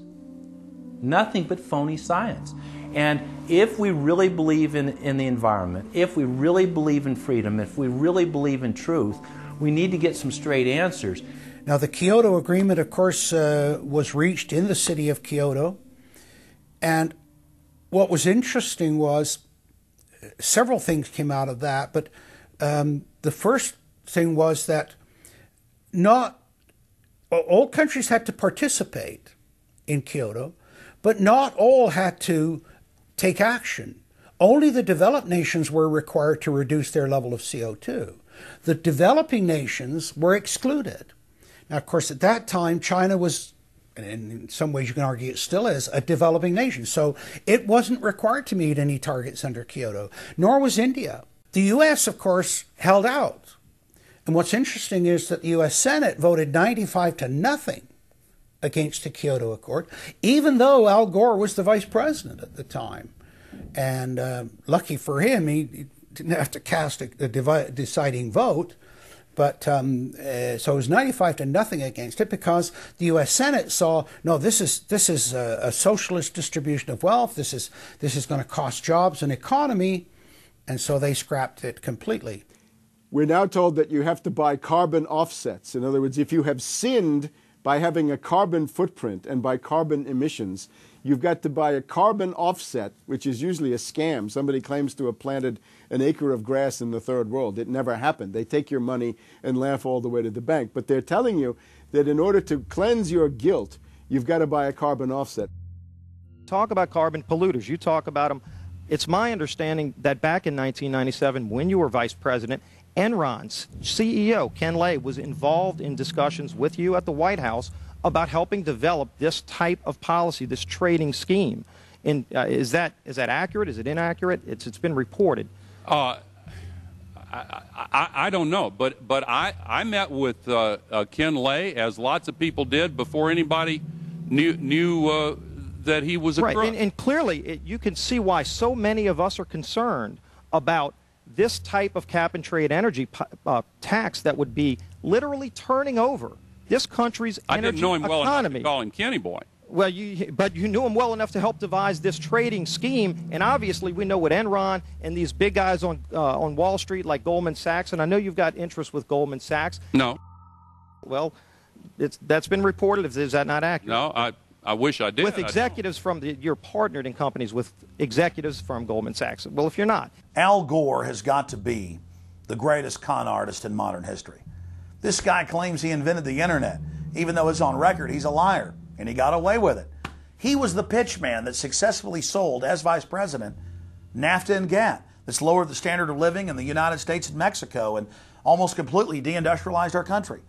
Now he's saying you should pay him and his private company, set up by Enron, a carbon tax on breathing. Look, if you want to buy Al Gore's propaganda, go ahead. But before you do that, you should at least look into the claims he's making. There was a meeting in the White House in 1998 between Al Gore and Bill Clinton, Ken Lay, and Lord Browne. Okay, well, who were these people? Well, we know the president, the vice president. Ken Lay, of course, was the president of Enron. And Enron was a major, major player in the carbon credit, carbon trading. And in fact, stood to make an enormous amount of money out of it.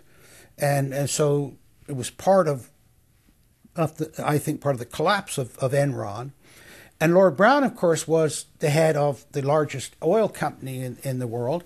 And they were looking to buy into this, as is happening now, where the energy companies are becoming the big promoters of, oh, we got to go green, we got to go to alternate energies, and all of this this stuff. They saw a business opportunity and leapt onto it, and one that would make them look green again. When it came time for the 1,200-plus page greenhouse gas emission and carbon legislation to be voted on, the Speaker of the House, Nancy Pelosi, would not let the Republicans, or even members of her own party, see the bill until minutes before the vote. Republican Minority Leader John Boehner engaged in a rare House filibuster and read shocking section after shocking section from the legislation. Now, I really hate to do this, but when you file a 300-page amendment at 3:09 a.m., the American people have a right to know what's in this bill and have a right to know what we're voting on.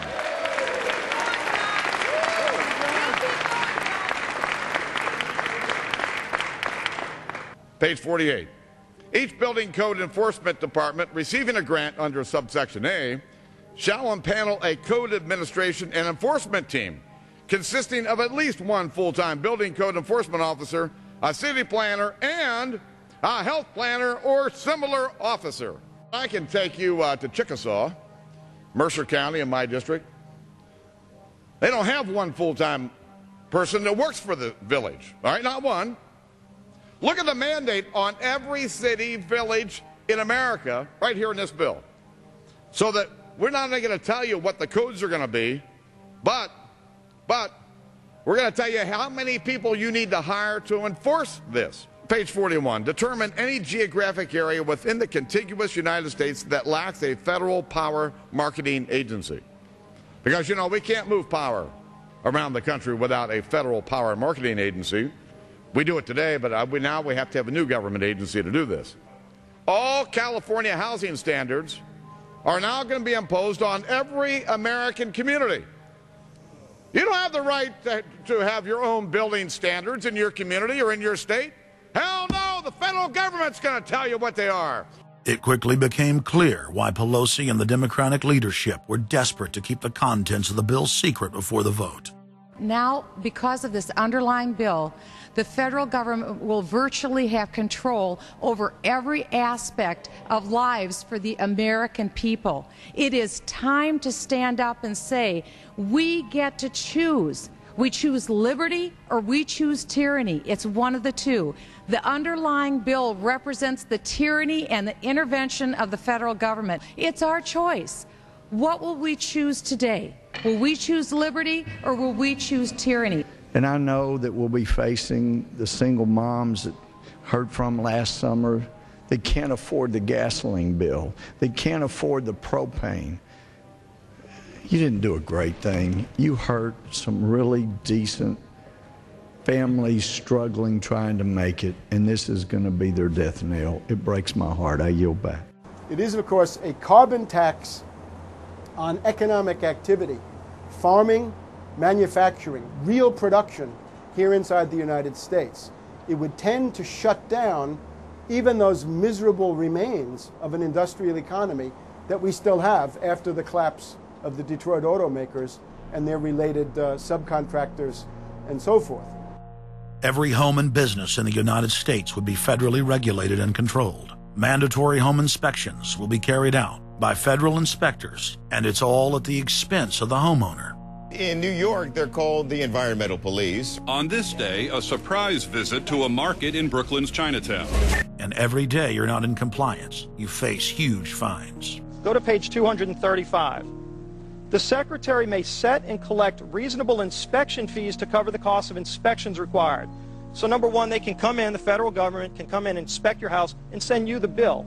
And if they find that you're out of compliance with this new federal code, the Secretary shall assess a civil penalty for violations of this section. And then further, going to page 236, each day of unlawful occupancy shall be considered a separate violation. We're setting up a global warming Gestapo that can literally come in, and now this new term, unlawful occupancy. So now living in your home is considered unlawful under this bill. This is ludicrous. Worst of all, carbon czars in more than 35 federal agencies are given unlimited dictatorial power to tax all forms of carbon and carbon emissions. The Commissar Green Police openly brag that they will have the power to selectively enforce the new edicts on a case-by-case basis. It's funny because when I tell people what I do for a living, the first response usually is, "You're with the environmental police?" There is no environment in New York City. With this new power, the green mafia can take over the entire economy through selective enforcement. We know, Madam Speaker, that this national energy tax will cost the American people $2 trillion. We know that.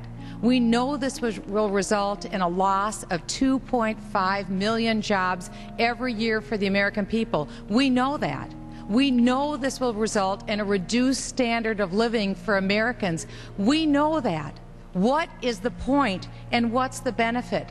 The same central banks that have stolen more than $50 trillion from national treasuries across the planet are now creating a new derivatives fraud through the cap-and-trade carbon tax system that dwarfs their previous Ponzi schemes. We've just watched a financial meltdown in this country, the likes of which hasn't been seen in some time. Now, if people like credit default swaps, they're really going to like the carbon swaps that are going to occur and the carbon future swaps. We spent a full day in this committee last summer talking about the manipulation of the energy futures market in oil. We're going to create, I fear, another such system that people who have an inclination to react dishonestly to systems are going to actually have a new opportunity. Is that not a problem? A select group of central banks are lobbying for the same legislation to be passed worldwide. Once the so-called green economy laws are in place, only global megacorporations and their subsidiaries will be allowed to do business. Van Jones, Barack Obama's first green job czar, has stated repeatedly on the record that the new green economy is only a cover for a complete revolution against capitalism and the total redistribution of wealth. But what Van Jones doesn't tell his sad followers is that the elite are bragging that the modern green movement was designed from its creation to destroy the middle class and transfer all wealth into the hands of a super elite. They're not doing this to uplift the poor. No, the goal is to enslave the planet and usher in a new dark age. Every nation on Earth is in the process of, or has already passed, its own set of carbon tax laws and regulations. If their plan is successful, every nation on Earth will not only pay tribute to the powerful world government, but every facet of human life will be regulated by the technocratic global planners. Under the carbon tax scheme, China, India, Mexico, and over 150 other nations are exempt from the global tax system. You see, the bankers already own and control the third world. Their final target is the middle class of the West. Once they've dismantled the economies of the United States, Europe, and Japan, they believe no one can stand in their way. In short, the New World Order is a global corporate takeover. In their global corporate state, there is no room for individuality, sovereignty, or independence. As their program begins to face more and more opposition, lawmakers and supporters of the man-made global warming hypothesis want laws to be passed, making it illegal to question their theories. Recently, the head of Greenpeace was forced to admit that the Arctic and Antarctic ice caps grow in the winter and shrink in the summer, and that this is all part of a natural process driven by the tilt of the Earth and the Sun. The cosmic radiation coming from space, the amount reaching the Earth is affected by the strength of the Sun's magnetic field. So the magnetic field of the Sun is almost like a gateway controlling the cosmic radiation reaching the Earth. The magnetic strength of the Sun is also related to the number of sunspots. So they are directly related to changes within the inner structure of the Sun. The amount of cosmic radiation reaching the lower atmosphere creates more cloud, right? And cloud forms, you need to have what are called condensation nuclei. That is, little particles around which water can change from water vapor or gas into water droplets, minute particles that are visible in the form of clouds. We've known for a long time that there was more cloud than the amount of particles in the atmosphere, because we assumed it was clay particles and salt particles that were creating this condensation process. But there was this gap. We now realize, of course, it's the cosmic radiation that's doing it. So what the cosmic radiation is doing, controlled by the magnetic field of the sun, is it's like putting up a screen in the greenhouse and blocking out the sunlight. And of course, that then affects the temperature of the Earth. That's why there's a relationship between the sunspots and the temperature on the Earth. So we now know the mechanism, but they completely ignore that. More than 31,000 scientists from across the United States, including more than 9,000 PhDs from the fields of climatology, atmospheric science, earth science, and hydrology, signed a petition rejecting man-made global warming as a scientific fraud. This shattered the hoax of the so-called consensus that the mainstream media had been pushing for years, that every scientist on Earth believed that man-made global warming was a fact. If the people are able to block their carbon tax takeover, the elite's agenda to establish a planetary world government will collapse. To force their unpopular agenda upon the planet, the controllers are racing to complete the construction of their police state control grid. Borrowing from tactics used in the past by communist, fascist, and other totalitarian regimes, every form of classical textbook tyranny is now being implemented in the West. In the United States, the central government is federalizing local police. State and local officers are in a great position to collect important information on terrorists and their allies, and the Terrorist Screening Center stands ready to help you. This video, produced by Homeland Security, is required viewing for all departments in the U.S. And with the teamwork of local, state, and federal law enforcement, we have an excellent opportunity to see the picture and solve the puzzle before these terrorists can strike again. State, county, and city police now take their marching orders directly from DHS and FEMA. The videos and training manuals turn peace officers, once guardians of the Republic, into secret police. See way down there? There's a woman taking photos of the dam. Someone called 911 and reported a suspicious person. As you guessed, she's going to be a Category 3 hit. And since it's very important that we don't let her know that we know, both the dispatcher and the officer need to make sure she doesn't hear the radio traffic. Stand by. If I could ask you to wait right here, please. Sure. Everyday items and activities are listed as proof that you are sympathizing with shadowy boogeymen of terror. Of course, he's going to keep his eyes open for anything interesting or unusual in the car. That would include cameras, binoculars, video equipment, GPS, maybe things like sleeping bags that suggest they're living out of the car. From their inception, Homeland Security and Northcom were set up to dominate the people and the states, not to fight the CIA-created Al-Qaeda. Patriotic members of the military and law enforcement, at great risk to their lives and careers, have sent this filmmaker federally and internationally produced law enforcement manuals, textbooks, documents, and videos. The MIAC report, distributed to Missouri law enforcement, lists gun owners, libertarians, constitutionalists as potential terrorists. The federally written document went on to list Ron Paul, Bob Barr, and American flag bumper stickers as dangerous paraphernalia linked to white supremacists. Even before 9/11, FEMA was quietly indoctrinating local police to have a hatred of the Founding Fathers and everything our constitutional republic stands for. Who was the first terrorist organization in the United States? Who? Founding Fathers. Founding Fathers. You mean Thomas Jefferson? Oh, yeah. You mean George Washington? Oh, yeah. Paul Revere? Yeah. These guys right here, let me ask you something. Did they try to scare people? Oh, yeah.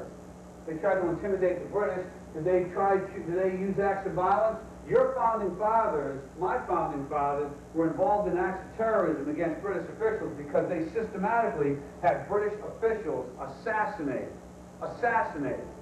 In the old Soviet Union, Nazi Germany, and Maoist China, the police's main job was not fighting crime. In totalitarian forms of government, the police are political enforcers, or commissars as they were known in Russia. It's their job to spy on the public and to intimidate the exercise of free speech. Once a climate of fear has been achieved, the public begins to self-censor, to shut down. Once the people have been intimidated to withdraw from the field of intellectual battle, the tyrants have a free hand to expand their oppression and looting of the helpless serfs. The average man and woman is in a trance. They get home from work, they don't even talk to their children. They turn the television on, and they let those corporate messages set the agenda in their lives. If we want a revolution against these social engineers and the scientific dictatorship, we have to start getting back to basics, having barbecues, knowing our neighbors, loving our husbands and wives, spending time with our children, and getting back to real human culture. This false corporate culture has been superimposed over our daily lives. The public is literally under a trance. We have to somehow reach out to them and break them out of this trance. And as the globalists destroy our standard of living and bring in their police state, a lot of people are beginning to wake up and realize that what they've been told all their lives was a lie. But it's essential that we, the people, are there to reach out to our fellow Americans and our fellow human beings and show them the truth. But the scientific dictatorship needs more than just a secret police network to carry out their plan. Citizen spies at every level of society have been recruited to keep their eyes and ears focused on everything their neighbors and co-workers are doing and saying. More than 50,000 private sector executives have been recruited by FEMA to secretly serve as deputy FBI informants under the InfraGard program. Now there are more than 75,000 preachers serving FEMA in the clergy response teams. Internal FEMA documents reveal that the majority of America's pastors now serve as agents of the shadow government. They are even instructed on how and what to preach. And as KSLA News 12 Jeff Farrell discovered, the clergy would help the government with potentially their biggest problem, us. From my cold, dead hands. Charlton Heston's famous declaration captures a truly American value, the overarching desire to protect our freedoms. But gun confiscation is exactly what happened during the state of emergency following Hurricane Katrina in New Orleans. U.S. troops also arrived, something far easier to do even now thanks to last year's elimination of the 1878 Posse Comitatus Act. That forbid U.S. troops from policing on American soil. If martial law were enacted here at home, public fears and quelling dissent would be critical. And that's exactly what the Clergy Response Team, as it's called, helped accomplish in New Orleans. Jeff, the primary thing that we say to anybody is let's cooperate and get this thing over with, and then we'll settle the differences once the crisis is over. Such clergy response teams would walk a tightrope between the needs of the government versus the wishes of the public. In a lot of cases, these clergy would already be known in the neighborhoods in which they're helping to defuse that situation. For the clergy, one of the biggest tools that they will have in helping calm the public down or obey the law is the Bible itself, specifically Romans 13. Because the government is established by the Lord, you know, and that's what we believe in the Christian faith. That's what's stated in the Scripture. They prepare their flocks like sheep to the slaughter for gun confiscation, forced inoculation, and they tell them that it is a blessing to have their families broken up and put into FEMA camps. Irland, Frankreich, Portugal, Spanien, die Schweiz, Liechtenstein, Luxembourg, Polen, Ungarn, Romania. Adolf Hitler bragged that his most powerful domestic tool, used by the Nazis to control the people, was the servile clergy. And his favorite Bible verse was Romans 13, render unto Caesar. Either you are with us or you are with the terrorists. The scam was launched as a simple bait and switch. The government recruited the public by telling them that they were needed in the fight against Al-Qaeda. But from day one, over 90% of their training and operations focus on demonizing, surveilling, and harassing anyone who stands against their takeover. The Department of Homeland Security calling on firefighters to take on a new role in the war on terror. The idea to be the eyes for the U.S. government when they're inside a home. Now, unlike police officers, firefighters don't need a warrant to go into private houses. And critics say that's where things get sticky. Cable company repairmen, truck drivers, maid services, and hundreds of other professions that go inside homes and businesses without warrants are now on the government's payroll as citizen snitch spies. But Big Brother doesn't stop there. Children are being indoctrinated inside the public schools nationwide to spy on their parents. You can give information without having to give your name. You guys can get paid for good tips up to $200. The New York Times praised public school programs in the United States and England that are training children to report their parents for eco-crimes, like taking a hot bath or letting the water run while you brush your teeth. All of that violates their carbon footprint credit allotment.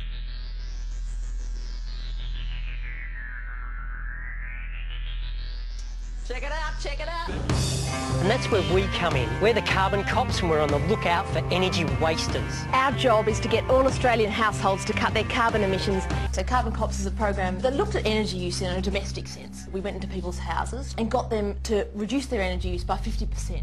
Sadly, the Boy Scouts of America have now contracted with the Department of Homeland Security and are now training more than 20,000 Boy Scouts in anti-terror urban warfare mount training. The federal grants are very specific. The Scouts are trained to carry out seek and destroy missions against disgruntled veterans of the U.S. Armed Forces. Good evening, everyone. Homeland Security is enlisting some unlikely new recruits to fight terrorism and help with other emergencies. The Girl Scouts. Girl Scouts across the country and here in East Tennessee are now taking part. 9-year-old Elise Murphy has already earned a lot of Girl Scout patches. And now, every member of the 3.4 million Girl Scouts of America is now being trained by the Federal Emergency Management Agency to aid and support Homeland Security in disaster and anti-terror operations. One of the things that if you talk to our generals, they are desperate for is a civilian counterpart to our military forces. Everybody somewhere between the ages of 18 and 25 will serve 3 months of basic training and understanding in a kind of civil defense. So is this compulsory then? Well, you have to, in a sense, it's required of everybody, 18 to 25, 3 months. And at some point at that point, you do it. Creating citizen armies in one way is, it's disgusting. Because what you do is you get young kids and you can mold their minds easily. And we saw them chanting and crying, and they'll follow any leader, whether it's in a black shirt, a brown shirt, a red shirt, whatever the shirt might be. Another branch of Homeland Security, the Corporation for National and Community Service, is setting up literally hundreds of other private uniformed youth groups. The White House has introduced legislation to establish forced national service for all Americans between the ages of 16 and 64. In 2008, the North American Military Governorship, known as NORTHCOM, announced that they had deployed 4,000 regular Army troops inside the United States to deal with civil unrest because they knew that their offshore masters were about to rob the United States blind. In 2009, the Pentagon requested funding from Congress to deploy 379,000 military personnel in thousands of communities across the United States. And now, legislation has been introduced in Congress to expand a system of FEMA concentration camps across the United States under the National Emergency Centers Act, H.R. 645. The Republic is hanging by a thread. The last vestiges of our free system of government are being swept away. You know, you got time to watch baseball, you got time to watch football, you got time to entertain yourself, but I think a knowledgeable public we're losing, and we've got to get people back on track to paying attention, because if you don't pay attention to your government and what they're doing, you're going to pay some dire consequences for it.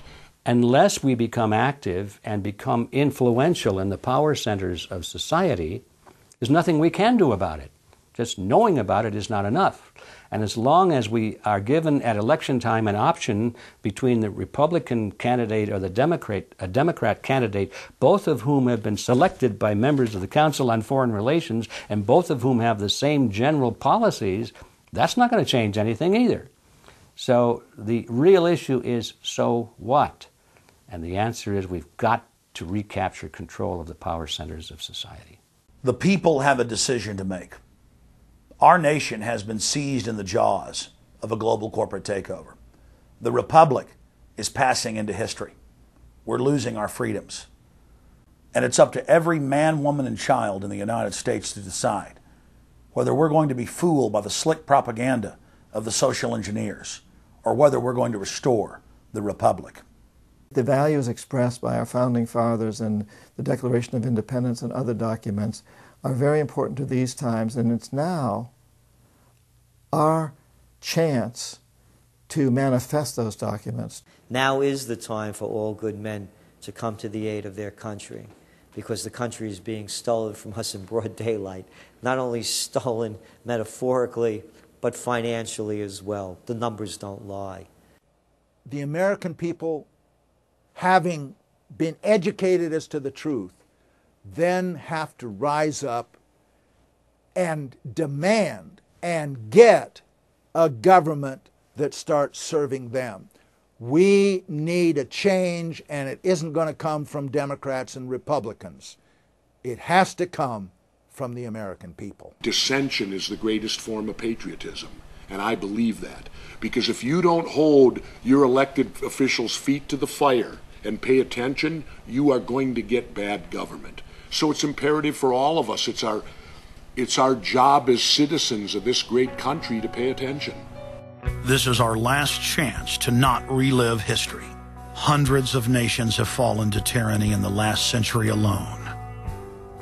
America is a prize coveted by the despotic megacorporations that now dominate our planet. If their world government is truly to rise, freedom and the republic for which it stands must fall.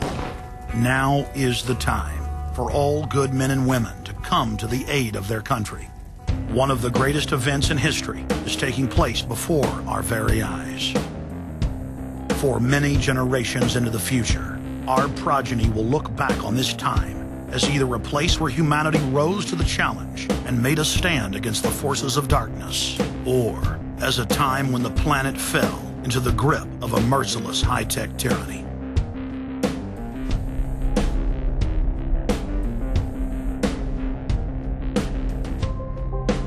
In Part 2 of Fall of the Republic, you will learn the elite's master plan for humanity. But more importantly, you will learn how to stop that plan, reverse the criminal tide, and reignite the flame of liberty on the long march to man's ultimate destiny.